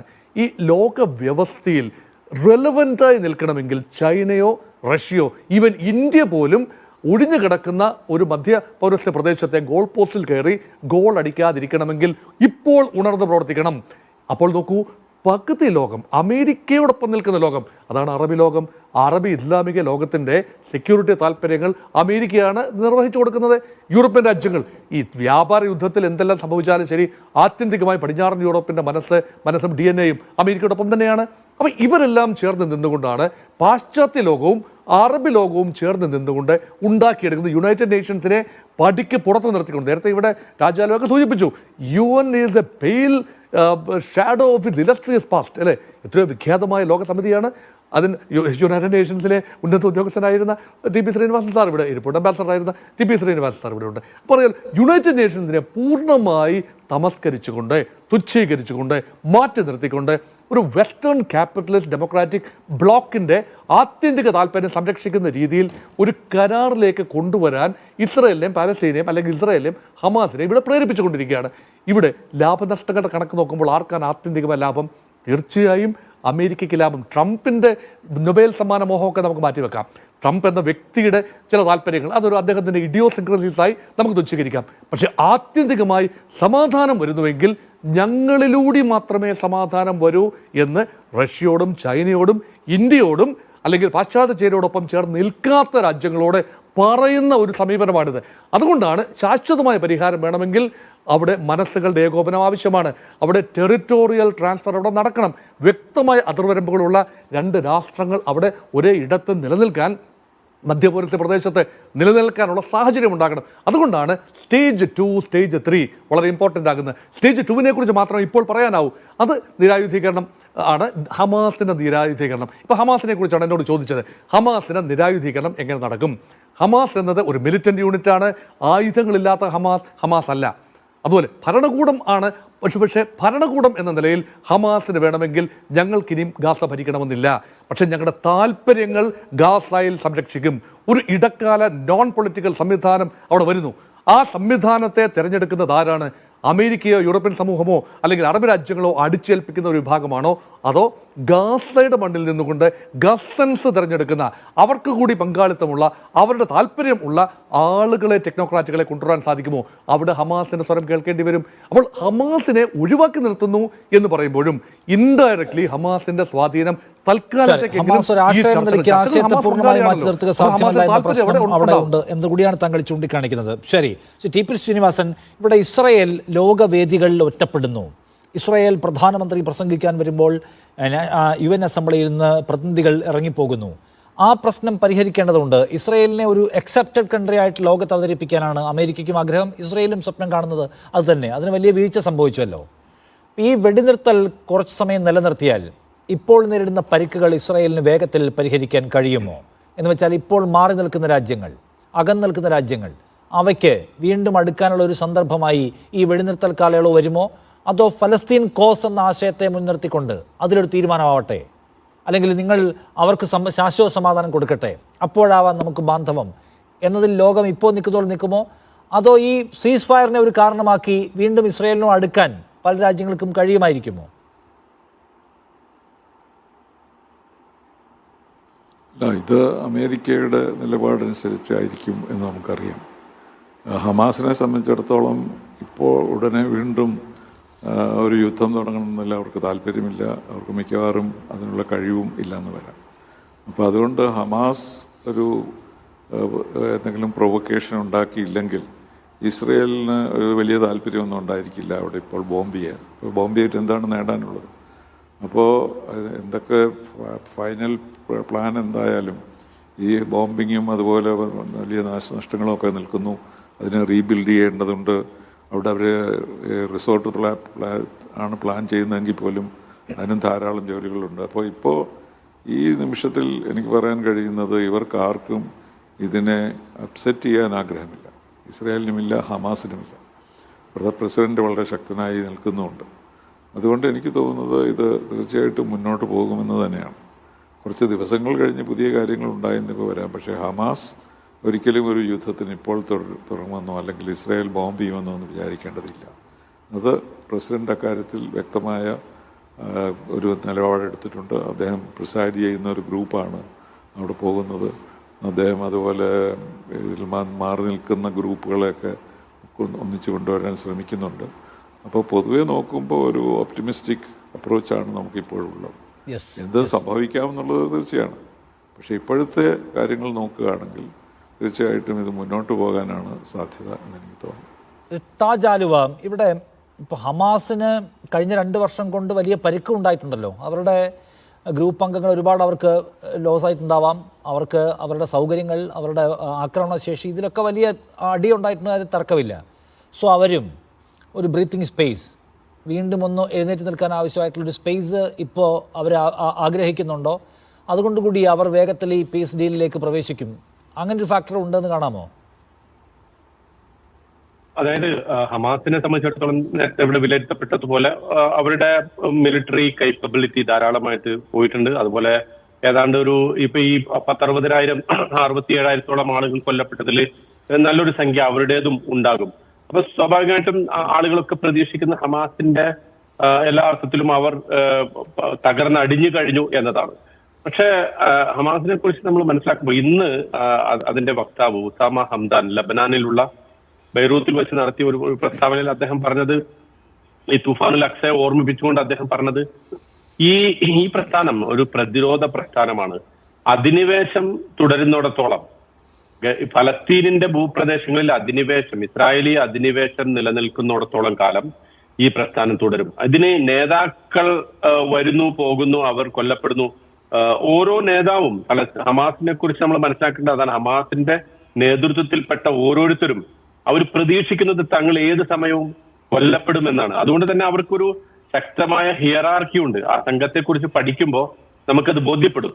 അപ്പോ അത് അവരെ സംബന്ധിച്ചിടത്തോളം ഈ തൂഫാനുൽ അക്സ അവർ ഒക്ടോബർ 7 അൽ അക്സ ഫ്ലഡ് എന്ന് വിളിക്കുന്ന ആ സംഗതി അവർ സംഘടിപ്പിച്ചത് തന്നെ തങ്ങളുടെ ഒരു സ്വതന്ത്ര ഭൂമിയിലേക്കുള്ള ഏറ്റവും ശക്തമായ ഒരു പ്രതിരോധ പ്രവർത്തനത്തിന്റെ ഭാഗമായിട്ടാണ്. അവർ അതിനങ്ങനെയാണ് വ്യാഖ്യാനിക്കുന്നത്. പുറത്തുള്ള ആളുകൾക്ക് ചിലപ്പോൾ അത് തീവ്രവാദമായിട്ടും ഭീകരവാദമായിട്ടൊക്കെ തോന്നാം. പക്ഷേ 1948 ഇസ്രായേൽ നടത്തിയ ഭീകരവാദം, അതിനുശേഷം കഴിഞ്ഞ 75 വർഷമായിട്ട് ഇസ്രായേൽ തുടർന്നുകൊണ്ടിരിക്കുന്ന ഭീകരവാദ പ്രവർത്തനങ്ങളെ വെച്ച് നോക്കുമ്പോൾ ഹമാസിന്റെ ഭീകരവാദ പ്രവർത്തനം അങ്ങനെ നമുക്ക് ഒരിക്കലും അതിനെ വിശേഷിപ്പിക്കാൻ പറ്റില്ല. ലോകത്ത് എല്ലായിടത്തും അധിനിവേശം നടത്തിയ അധിനിവേശ ശക്തികൾ നേരിട്ടിട്ടുള്ള പ്രതിരോധ പ്രവർത്തനങ്ങളുടെ ഒരു സാമ്പിളാണ് ഹമാസും ചെയ്യുന്നത്. അതുകൊണ്ട് തന്നെ ഹമാസിനിപ്പോ അവരുടെ നേതൃത്വം കൊല്ലപ്പെട്ടു, അവരുടെ മിലിറ്ററി കേപ്പബിലിറ്റി ഇടയ്ക്ക് കുറച്ചൊക്കെ നശിച്ചു എന്നതുകൊണ്ട് മാത്രം ആ പ്രസ്ഥാനം തീരെ അപ്രസക്തമായി പോവുകയോ നിഷ്പ്രഭമായി പോവുകയോ ഇല്ല. മറിച്ച് അവർക്ക് പല രൂപത്തിൽ നിലനിൽക്കാൻ സാധിക്കും. സ്വാഭാവികമായിട്ട് ഇപ്പോ നമ്മൾ ഇന്നലെ വരെ ഖാൻ യൂനിസിൽ അവർ ഇസ്രായേലി സൈന്യത്തിന് നേരെ ഗറില്ല യുദ്ധമുറകൾ പരീക്ഷിച്ചിട്ടുണ്ട്. അതിന്റെ അർത്ഥം ഇപ്പോഴും പ്രഹരശേഷിയുള്ള ഒരു സംഘമായിട്ട് അവർ നിലനിൽക്കുന്നുണ്ട്. അത് ഇനിയും തുടരുക തന്നെ ചെയ്യും. എത്ര തന്നെ അവരെ നിരായുധീകരിക്കണം എന്ന് പറഞ്ഞാലും, എത്ര തന്നെ ഡീറാഡിക്കലൈസ് ചെയ്യണം എന്ന് പറഞ്ഞാലും, മറ്റൊരു പൊതു സ്വീകാര്യതയുള്ള വ്യക്തികൾ കൊണ്ടുവന്നിട്ട് ഒരു ടെക്നോക്രാറ്റുകളുടെ ഒരു സംഘം ഗസ ഭരിച്ചാലും ഹമാസിന്റെ സ്വീകാര്യത എന്നത് പൂർണ്ണമായി തുടരുന്നിടത്തോളം കാലം ഞാൻ സമയപരിധി കൊണ്ട് അവസാനിപ്പിക്കാം. അതിനു മുമ്പ് MCA ഈ ഇസ്രായേലിൽ നിന്നുള്ള ന്യൂസ് അപ്ഡേറ്റ് എന്താണ് ഇപ്പോ? അത് ചർച്ച തുടർന്നുകൊണ്ടിരിക്കുകയാണ്. മന്ത്രിസഭയുടെ യോഗം, അതിൽ ചില അംഗങ്ങൾ നേരത്തെ നമ്മൾ സൂചിപ്പിച്ച പോലെ ബെൻഗവറും സ്മോട്രിക്കും ഒക്കെ എതിർത്ത് വോട്ട് ചെയ്തേക്കും. എങ്കിലും ഇന്ന് രാത്രിയോടുകൂടി അധികം വൈകാതെ തന്നെ മന്ത്രിസഭ ഈ ഒരു വെടിനിർത്തൽ കരാറിന്റെ ആദ്യഘട്ടം അംഗീകരിക്കും. അങ്ങനെ വരികയാണെങ്കിൽ അടുത്ത 24 മണിക്കൂർ ഒരു സമയപരിധിയാണുള്ളത്. തുടർന്ന് 72 മണിക്കൂറിനുള്ളിലാണ് ഈ ബന്ദികളുടെ കൈമാറ്റം നടക്കേണ്ടത്. വളരെ കുറ്റമറ്റ രീതിയിൽ തന്നെ ആ സംവിധാനങ്ങൾ മുന്നോട്ട് പോകുന്നുണ്ട്. ബന്ദികളെ സ്വീകരിക്കാൻ വേണ്ടി ആശുപത്രികൾ സജ്ജമാക്കി നിർത്തിയിട്ടുണ്ട്. വലിയ വാഹനങ്ങൾ ഇസ്രായേൽ സംഘം തന്നെ ഏർപ്പെടുത്തിയിട്ടുണ്ട്. UN ഉദ്യോഗസ്ഥരും മറ്റും സംഭവ സ്ഥലത്തേക്ക് നീങ്ങുന്നതായിട്ടുള്ള റിപ്പോർട്ടുകൾ പുറത്തുവരുന്നുണ്ട്. അതോടൊപ്പം വിയോജിപ്പുകൾക്കിടയിലും അതൊരു വലിയ വാർത്തയായിരിക്കും 2 വർഷത്തിനിടയിൽ എന്ന കാര്യത്തിൽ തർക്കമില്ല. ഞാൻ അവസാനിപ്പിക്കുന്നു, സമയം കഴിഞ്ഞുകൊണ്ട്. Thank you. MCA TP Srinivasan, Mohan Varghese, Taj Aluva.